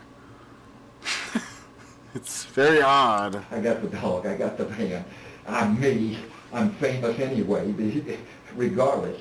And I knew it. Once you've taken someone, you either kill them or you get caught. If you release them, you're going to get caught. I mean, am I right or not? If I would have been sure. Yeah, right. From the beginning, he was just confessing Quack's hard because he is thinking like, oh, I'm going to become a celebrity. This is what he wanted. And in a little way, he's right. I mean, how much views is this? There's 6 million views on this YouTube video. It's, yeah. Well, she's seen the van, she's seen the tag, she's seen the dog, she's seen, all she has to do, they have to put that out, and 10,000 people will be calling, including Tabor. He was just the first one, you know. Of course I knew it. You either kill them or you get caught. Of course, I was able to do it because of my general rage against society, of course. Hilton's rage is evident as he Wait, you're saying I'm clearly wrong, Quack's heart? I don't get it. What do you mean? describes what he did next. Removed her head. Remove the head. With a oh my serrated God, knife, which you probably have in the dumpster, I think. A serrated knife? Yeah, like a butcher knife or a kitchen knife, a long. And that was in the dumpster as well. Was that? I mean, is that difficult to do, to take somebody's head off? I've never seen that done. I mean, is it? I'm not asking for my. We have 19 more minutes left, Quack. I understand, right? And it doesn't seem real. It doesn't seem real looking back on it. I can't imagine a kitchen knife being able to do that. Is what I'm getting. Oh, okay, Quack. Sorry. Okay. It's serrated, and so it's a saw. Oh, okay. I got you. You're just sawing. All you got to do is keep sawing, sawing, right. sawing, sawing, sawing, and then get through the joint. It's just like you would that's what it's made for in the kitchen, to cut up meat. Right. Hilton says that his decision to cut Meredith's head off was purely practical. The only reason, by the way, the head was removed was forensically. Yeah, right. In other words, the hair is full of fiber. Sure. I poured liquid bleach all over her to any DNA, and I knew bleach would not destroy fibers, but that any DNA she may have picked up from my clothes. She'd been wearing my clothes for now 3 days, right, or something, and she, and so I poured liquid bleach over her. And again, this is not done to preclude identification or for any other reason other than at that time I didn't know that I'd even been associated with it. So, and I felt, I knew the body would be found sooner or later. A body in here sooner or later is going to come to light. Okay. It is. And this is not the first body that's been discarded. Hilton's last remark seems to go unnoticed, but one could reasonably wonder if the image in his mind at that moment was that of Cheryl Dunlap, whose decapitated body was left in the woods, just like Meredith's. Then I left, headed south to that gas station where I made the call to try to get some money. I'm down to, I think it was $18, something like that. I'm getting low on glass. This was incoming? Yeah, that gas station. I took her dog with me, and I found a location where I knew the dog would be okay. It's a bustling center. Right. And I knew that the dog would be picked up. And I also knew the dog was microchipped. How'd you know that? She told me. If I wanted to ensure that no one would associate the dog with her, I would have killed the dog. Right. But there's no way I could do that. Right. The investigators are left to wonder how it is that the serial murderer... Killing a dog, that's just too far for him. That's just too far. What a fucking weirdo, dude. Yeah. Dude. Yeah, killing a dog, it's a bridge too far. I mean, I get it, like, dogs are cute, but, like, what the fuck, dude? I don't get... I mean, this dude... Yeah, I hate him. He thought of himself, like, more like a dog or relating to dogs than he did relating to humans, it seems. I don't know. Yeah, Roger. Before them draws the line at the killing of a dog, but perhaps it's right in line with his life story. The ruthless wanderer with no regard for anyone other than his one trusted companion. My boy. He's my baby. Battery memory's probably gonna go any second. This is Tucker. Yes, once more before we die. Totally Tucker. Yeah, me and the boy were running this October 92 almost daily. Yep, sure were. But he's like obsessed with the fact that he's gonna die at some point. Very weird. Having a good time. Dandy ends up being adopted by Nancy from the public defender's office, who told Iwu that the dog picked up some disturbing habits in his travels with Hilton. He would stalk people when we were walking. He would get behind a tree, for instance, and he would watch people. And I would tell him, we're not doing that. We're not doing that anymore. We're not doing that. Come on, we're not doing that anymore. After letting Meredith's dog free and coming, Hilton realized that he was a wanted that's man. Spooky, dude. I told you the dog was an accomplice. Yeah, I mean, like, it's weird because the dog, like, just thinks of him as his friend and is gonna think that what we're doing together is okay and makes sense, and it's not going to think, like, badly of their owner, most likely, or even try to criticize them. It was the dog all along. Yeah, really, it was the dog. They tricked this old man, that fucking dog, playing cute and shit. That morning on Friday instead of that afternoon, she would have been alive. Because there they, my pictures on the front page, a color picture on the front page of the AJC, looking for me and everything. I wouldn't have killed her. I mean, for Pete's sake, no. Hilton was arrested only a few hours later at the Chevron in DeKalb County. But while the manhunt was finished, the story was far from over. Was this difficult for you at all to do this? As far as take her life, was it difficult at all? I mean, do you have feelings one way or the other about it, or were you just needed her for a necessity for you? No, but it was like an out-of-body experience. Okay. It was surrealistic. Of course it's surrealistic. Right. Removing a head is just unreal. Right. Unreal. Mm-hmm. And, you look back on it and you say, that wasn't even real. Mm-hmm. I don't know what it was. I was just in, you might say an altered state. Okay. I just don't know. It was hard. Okay. It was hard. Okay. It was hard. You got to remember, we had spent several good days together, actually. Right. Actually, she did not have a unpleasant time. But Hilton says that he knew from the beginning how Meredith's story would end. I'm going to tell you right now, there was never any plan to let her go. Okay. I knew that if I let her go, I would be instantly ID. Once you've done it, you're either going to kill her or get caught. There's no other solution. It's not that, And if that sounds cold and cruel, yeah, it was. Hilton's confession is thorough, but it comes at a high price. They agree to take the death penalty off the table in exchange for Hilton's guilty plea, his full confession, and one final piece of information they need to bring closure to this horrific case. What I'd like to do is let you now tell us where the body is and try to direct us to it the best you can, and because it's very important that we locate the body as soon as we can this evening. Hilton points out the exact spot in Dawson Forest on a map, but says the investigators may have a difficult search ahead of them. It's going to be a little harder to find. You're going to need a dog for this, I believe. Can you help us? Well, I'll help. Okay. It's uncomfortable for me to go there, though. But I understand. If I'm going to help you, I'm going to help you. Hilton overcomes his discomfort and leads the investigators His to Meredith's discomfort? body, though they run into some minor complications on the drive.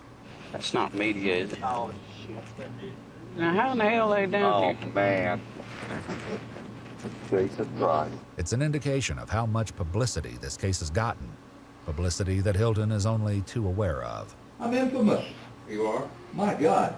I mean, I've read a little of the news that my lawyers brought me a little bit, but almost, I don't really want to read it. It's true to curl your hair, man.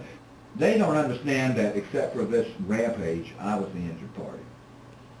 I kid you not. Oh, God. And all of society trying to get me in trouble. If they had their way, they would tell lies to the cop. The cop would arrest me and send me to the penitentiary, take my dog away, and ruin my life just because they don't want to be wrong. Okay? It's as simple as that. You talk about cruel and heartless, man. And you talk about, a kill. You start getting that thing, you just rage against society. Hilton may be disgruntled with some of the coverage, but he also seems to take a certain pride in it, such as when he recounts how he handled the perp walk. Did you see the way he's old? He's got to be early 70s, right. late 60s, or could, I don't know. It's been it's been some rough, hard years. Maybe he's 40. I think it's more like that. I think he's an I don't know what it was about what he was saying, but it made me think that I don't think he's very old. I think he just looks old. I'm the one that wants to do that. You see, I was leading them, and they'll open that door, another one will open that door, and I'm the one that just dives in head first. So kind of like a Hollywood celebrity that's been bad and now. Oh God! You see what I mean? The more you limit it, the bigger demand it makes. Now, if I'd have come walking out like Eric Rudolph, they'd have said, "Oh, he's a schmuck, is all he is." But when I come, right, an idiot. But when I come running out of there and then dive into the car wearing the vest, it's a mistake. The cops and the press gathered near Dawson Forest. Roger. Hilton takes the investigators to the exact location of Meredith's body, only to reveal that he placed her head and clothing in a separate area down the road. Hi. As we walk, I'm going to ask you a couple more things, okay, if you don't mind. You said that there was one sexual encounter. Yeah. Was that the only one? Yeah. There wasn't anything post-mortem, right? No. Okay. Meredith Emerson's autopsy reveals a wide range of serious injuries consistent with Hilton's story. In addition to post-mortem chemical burns from the bleach, the medical examiner finds contusions and several broken bones. It's determined that she died of massive crushing head injuries, having been struck at least 19 times with a blunt instrument. At the site of her body in Dawson Forest, Hilton is asked one last question. This the first time you ever done anything like this before? Hilton's lawyer advises him not to answer, but soon enough investigators will know the truth. Hilton's reign of terror didn't begin with Meredith Emerson or even with Cheryl Dunlap in Florida. When did your rampage begin? Can I ask you that? I mean... Yeah, hunting. Right. Yeah. I started hunting in September. A federal investigation will reveal that on October 21, 2007, a retired couple visiting Pisgah National Forest in North Carolina had the misfortune of running into Gary Hilton. In a recent interview, Hilton said that he spotted John and Irene Bryant as they got out of their car, accosted them, and demanded their credit cards. When John Bryant refused, Hilton says he beat him with his police baton and pepper sprayed him. Irene tried to then attack Hilton with her walking stick, and he knocked her to the ground with the baton as well, and ultimately murdered her right there in the forest. Her body was discovered a month later, but John's whereabouts remained a mystery for months. My attorneys informed me this morning that they had found a body in North Carolina. They found a skull and a pelvis, and it's off of Old Murphy Road, and it's on a Forest Service road. And they found the body, so maybe he's no longer missing. After kidnapping John Bryant and getting $300 out of his bank account, Hilton drove him to the Nantahala National Forest and shot him in the head.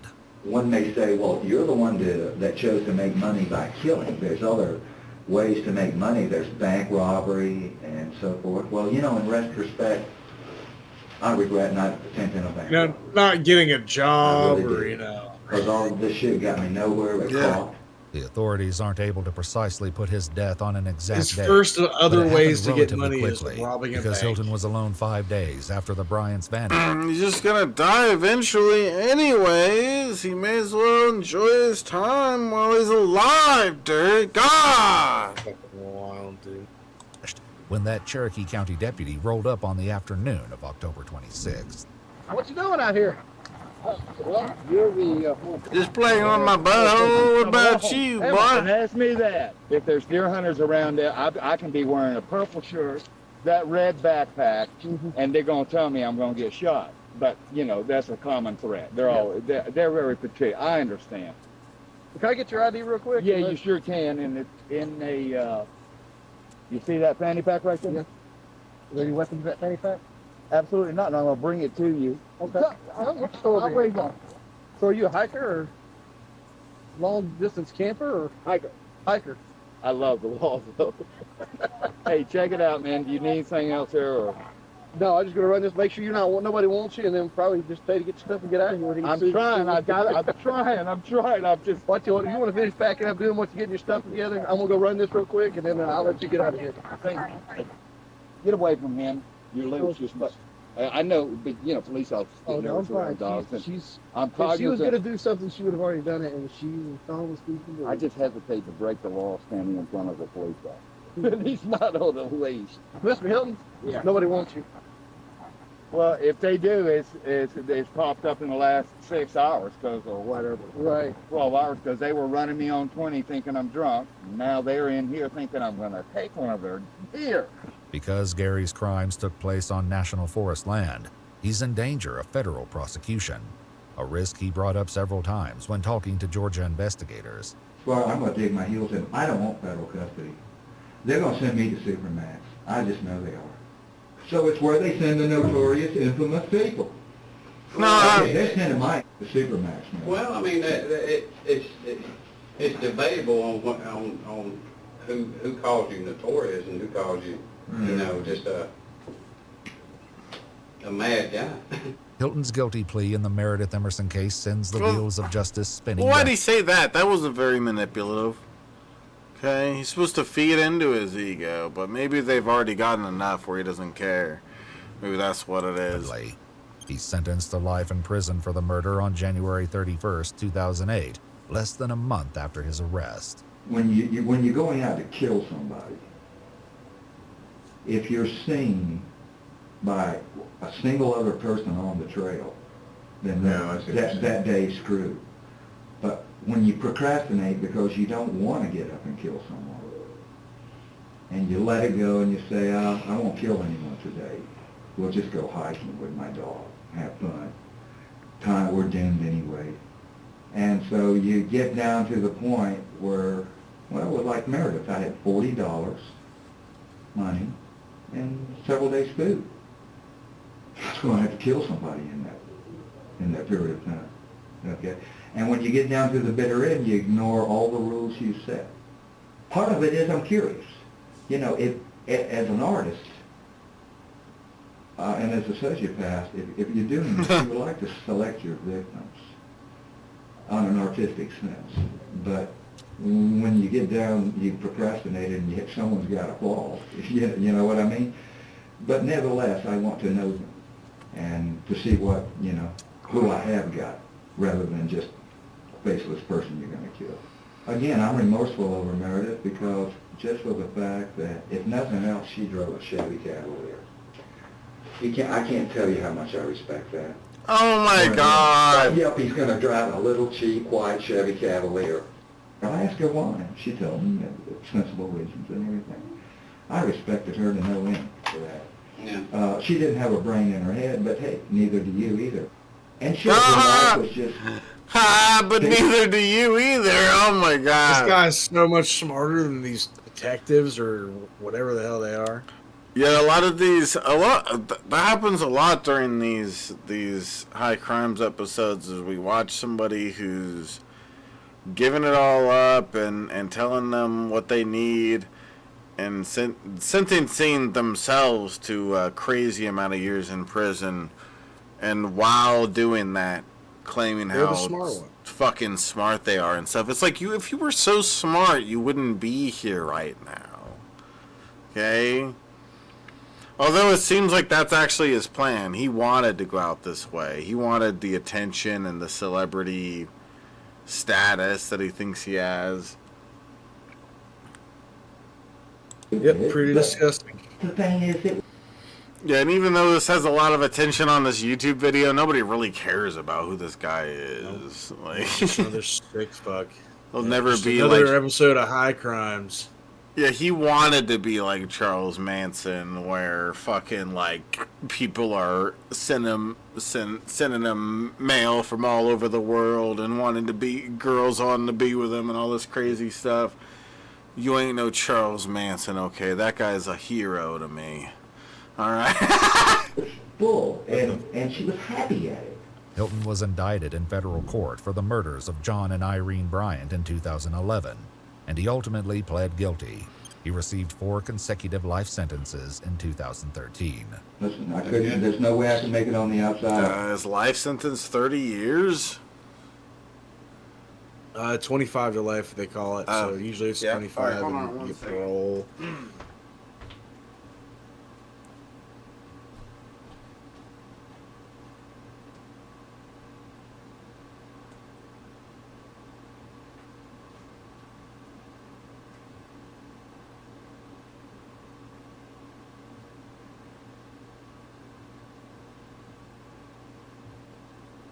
Yeah, this dude's got to be at least 60 at the age of the crime, dude. Yeah. He's an older fella, for sure. Listen, I'll say it, if you enjoy these, you like me and Shad kicking back, talking Moida, we could do them more. But I think, you can vote with your dollar. Like I said, contribute with the Extreme Labs link up there. Make Shabisky proud. We'll have a little drink with it.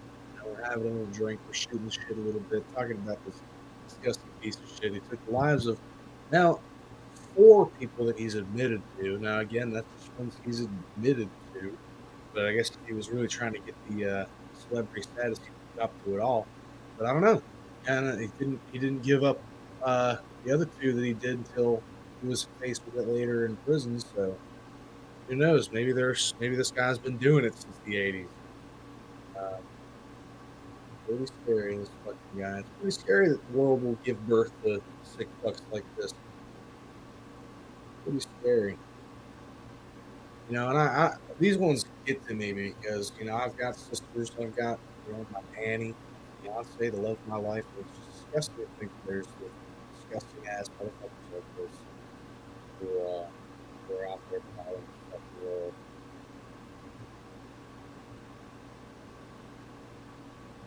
scary to think. Danny loves listening to this kind of shit, which, I don't know. It's a woman thing, I guess. Women love their true crime. I don't get it. South Park made an episode about murder. I don't know. I say I don't get it, but here I am engaging in it. It's one of those things. It is unsettling. I like a horror movie, but this shit's just real. It sucks. Feel bad for this poor lady. I hate this fucking bald ass bitch right here. It sucks too.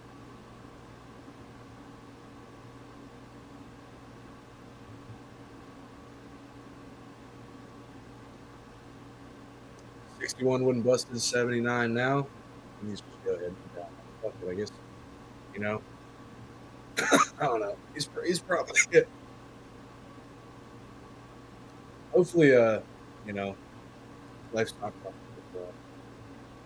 Hopefully, he's enjoying his time a little less than he claims he's a big. Yeah, it's pretty. Particularly disgusting guy.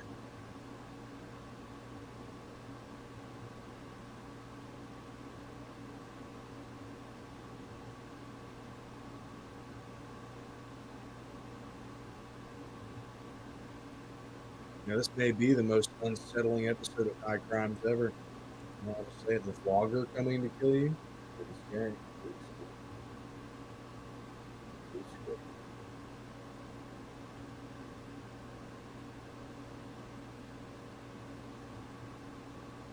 If you guys haven't already, leave a like on the stream. Make sure you subscribe. Like I said, come back to some activity. Like you said, we'd like to do these once a week, every so often. Who knows? You gotta let the man know just how things are like this.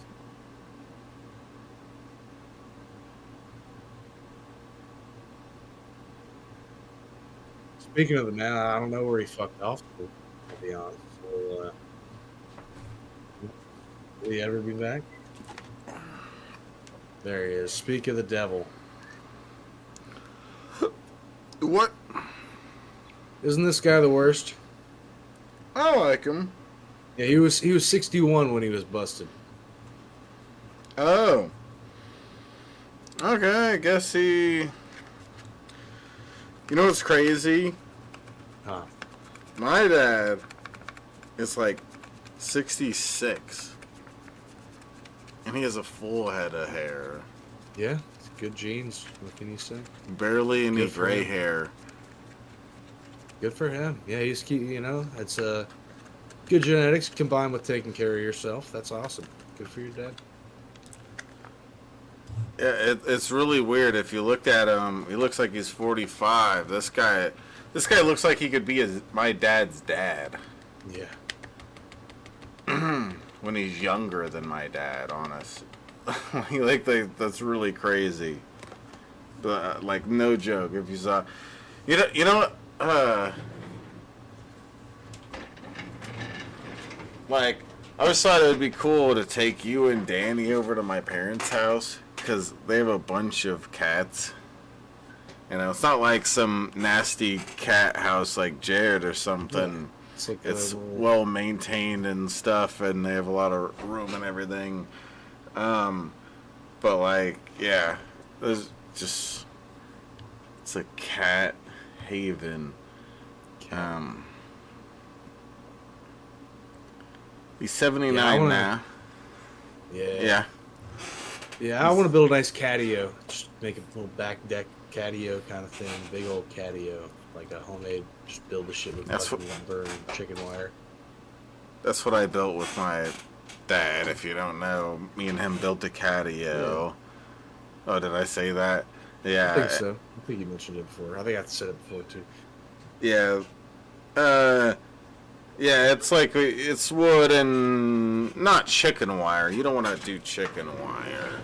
Oh, but it's similar. And there's 2 doors and stuff. My parents also have a shed full of chickens that I helped build with my dad. The chicken shed. Yeah, it started out as a shed and it became coop. a coop slash shed, because it's still a shed. There's still, like, stuff in there. But they live in there. Alright. Help us with the goal, guys. We got a little bit left here. I turn right around, walk back in here. I had no place to go, nothing to do. But there's one more murder for which Hilton is being prosecuted, and the district attorney in Leon County, Florida, is determined to get justice for the death of Cheryl Dunlap. But you tell them I'll fight it all the way, and if they want to spend $10 million to try to execute a man who's not going to live long to get executed, hey, just bring it the hell up. But I ain't going to lay down for it. Hilton pleads not guilty in Florida, which means he will go before a jury for the first time. And in addition to hearing the physical and circumstantial evidence tying Hilton to Cheryl's murder, they will hear from Hilton himself in the form of the recordings he made with Dandy. I've gained 20 pounds in 3 months, 3 or 4 months. Damn, looking sexy. 171 pounds. How much do you weigh, Dirt? It's been a while since I've weighed myself. Probably too much, but... It's probably too much. Too much. Do you weigh more than me? Probably. I'm a heavy guy. I'm hefty bisky. Yeah, you know, it ain't all Big Macs in there, dude. I can throw it down. But 210 is what my highest has been. That was months ago. I'm over 210 for sure. You piece of shit. It's just in the hair. Okay. For 20 pounds of hair.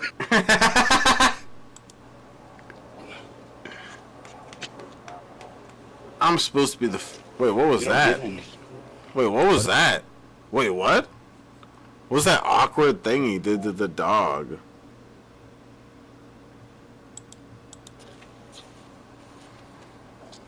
£171 pounds.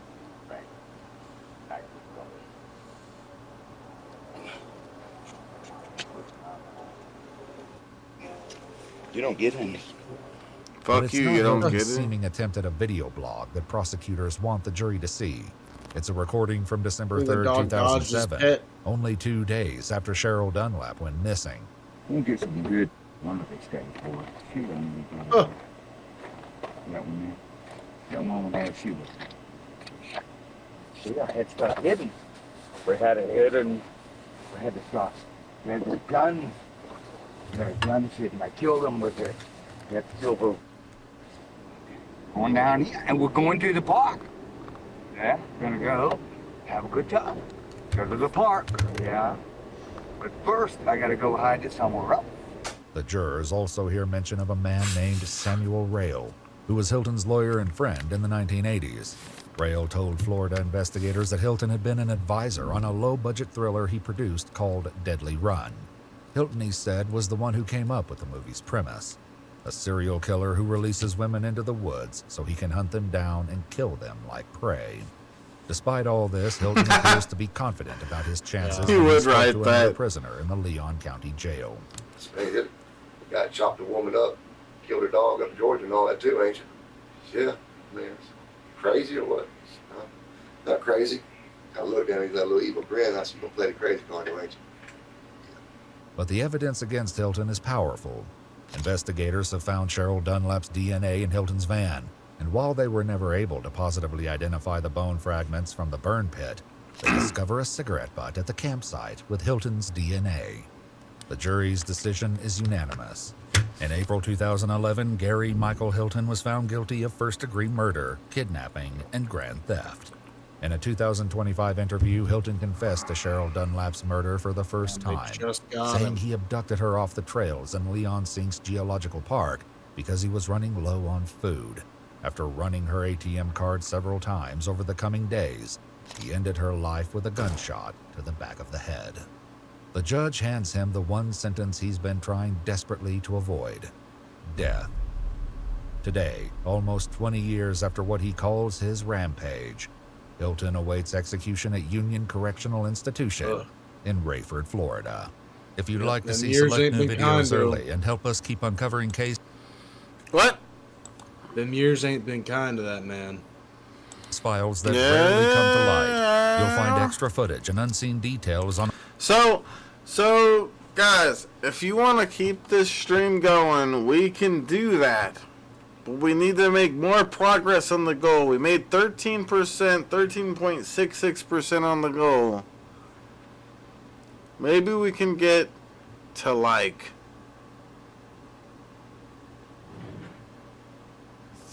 30%? Can we get to 30%?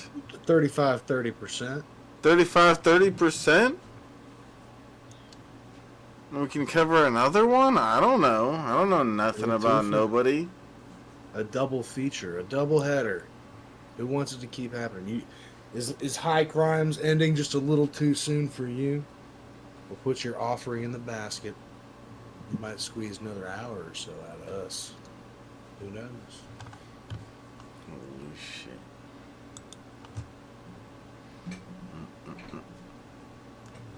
Yes, baby. Let's get some Streamlabs coming through, guys.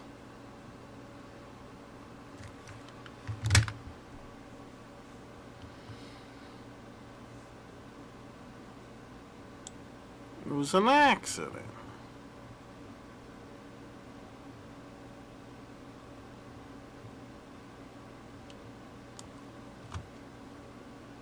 Yeah, that was a moment that really got to me too. Was the dude talking about how he hung up on his mom the last time she tried to call him. It's fucked. Poor guy. Poor fella. All because of this stank ass weirdo.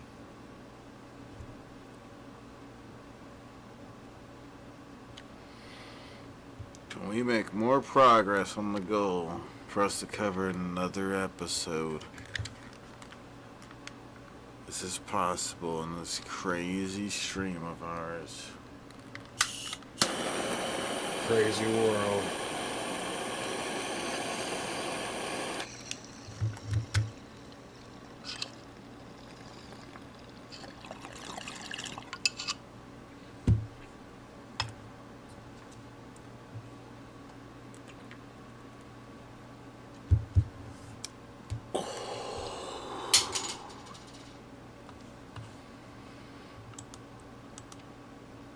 Gonna turn to live chat so I see things.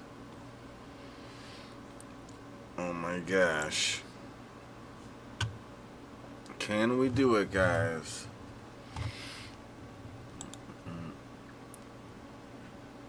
Google won't let you say anything? Yeah.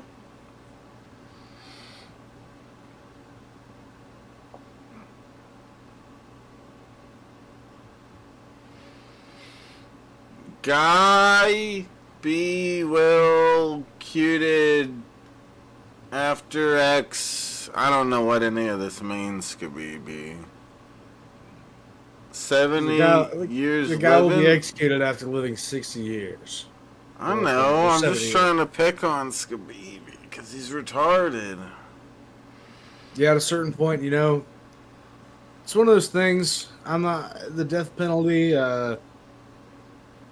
In an eye for an eye sort of way, I understand it, but I think that people probably, I think imprisonment is worse than death. And I think of a life in prison where people treat you like a piece of shit. Not me in prison. Everybody would respect me there. They love you. Yeah. I'd be the greatest, they you love could say. Real good in prison, shit, bitch. Yeah. It's okay, I planned this. Planned it all along for the shower graping. Google thought that comment was too extreme. Should have said unalive. Yeah, but yeah. So are we not able to make more progress to keep the high crimes going? They don't want more high crimes. They don't want to see it. What the hell, guys? Thought we're gonna do another episode.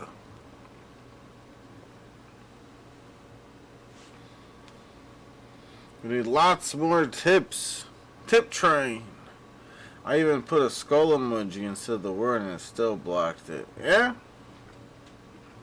So you get, Scooby. You think you're smarter than the algorithm, Scooby? Can't be saying that kind of heinous stuff in a podcast about murder. Can't be saying that kind of anus stuff. Should I go play Sims 4 instead?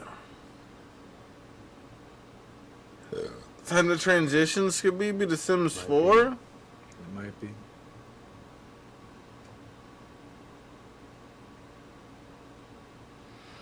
It's okay, Zarina. Just peer pressure other people in the chat to do it. Okay, it's easy. You got this. I believe in you. It's too late to apologize. It's too late. Ew, egged. Ew.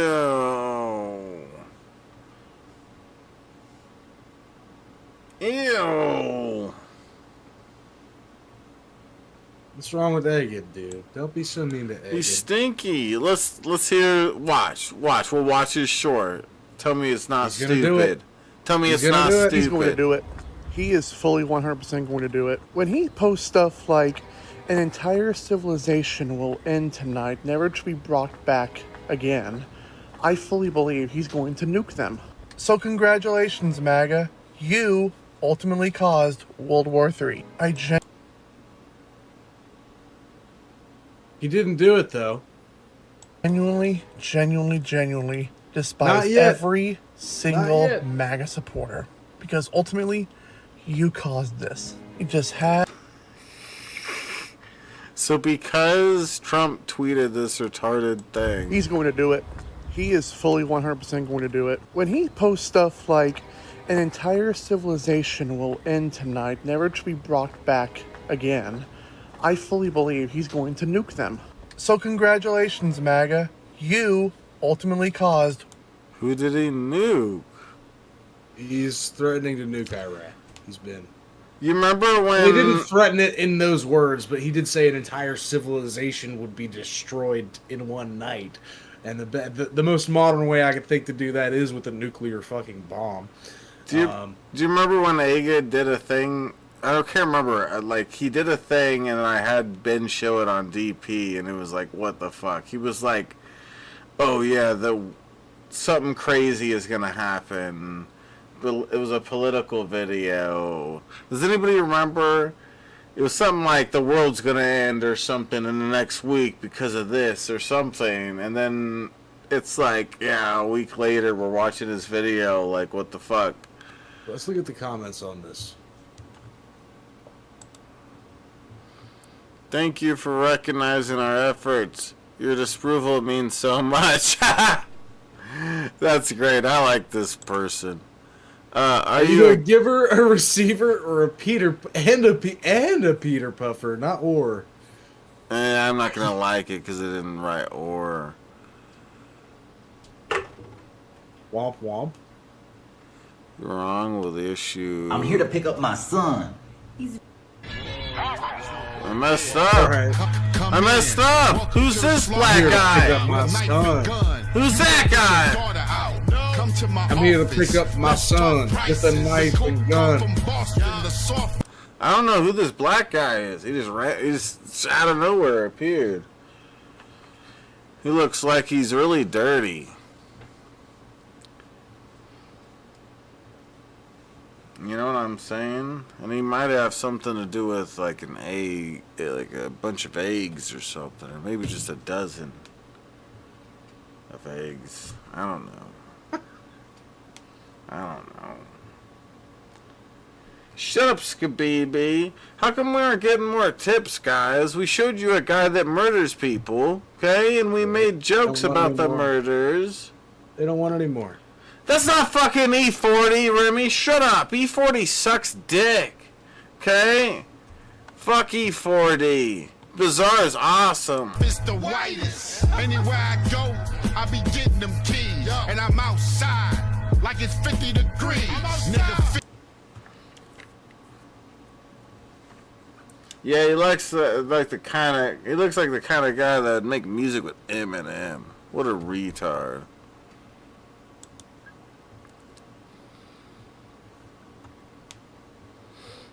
So, if we could do good enough on the goal, I don't know, maybe I should put a timer up or something. I was hoping we'd make it far enough on the goal to keep us going and for us to cover another video.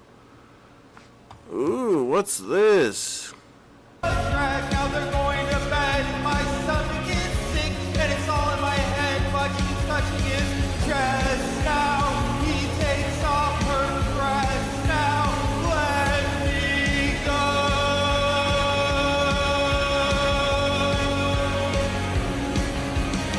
And I just can't look. It's killing me and taking control.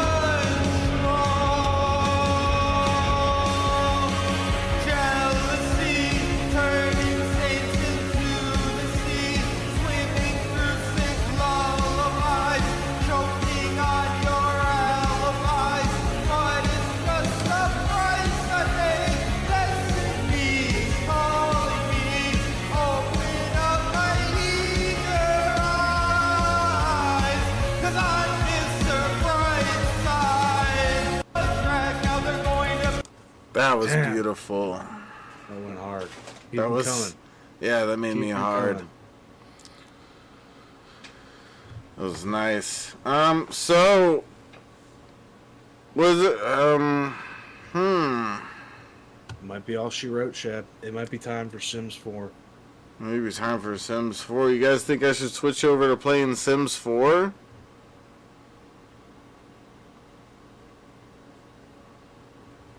He's never even played it before, except for like the past couple of days. Yeah. Just Still 24/7 learning. for the last week. That's all. Who's this dork?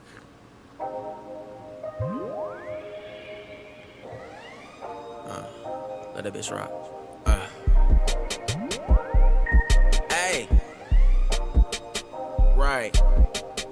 Watch me looping, satellite around the planet. Then have to change the pattern. You know that we never planned it, so still I'm just in my orbit with my cannabis, the habit. And you can be the hobbit. Duck off inside the cabin, stashing cabinet 100 smackers. Some dollars on the dashboard, I hit the fridge like magnets. Can only make a sandwich, they call it get by and manage. I say I'm doing well, all accounted by different standards. I seen tons of fucked up stuff that no one should have. A lot of times I hate that kind of I've heard I had a friend that told me like that they wish I did more lines like that, like hit the fridge like magnets. I like just I can't think of the right way of explaining the way they put it, but it's like to me that kind of writing is lame. Like that's very just like in your face and obvious, like what to write. If you're gonna write that way, that's so simple. So I don't know, I guess maybe we're gonna move over to Sims 4. It's time. Puns. It's time to say goodbye. Puns. Unless someone comes through and bosses it up and gets us a lot further on the goal, we can cover another video. Let me see.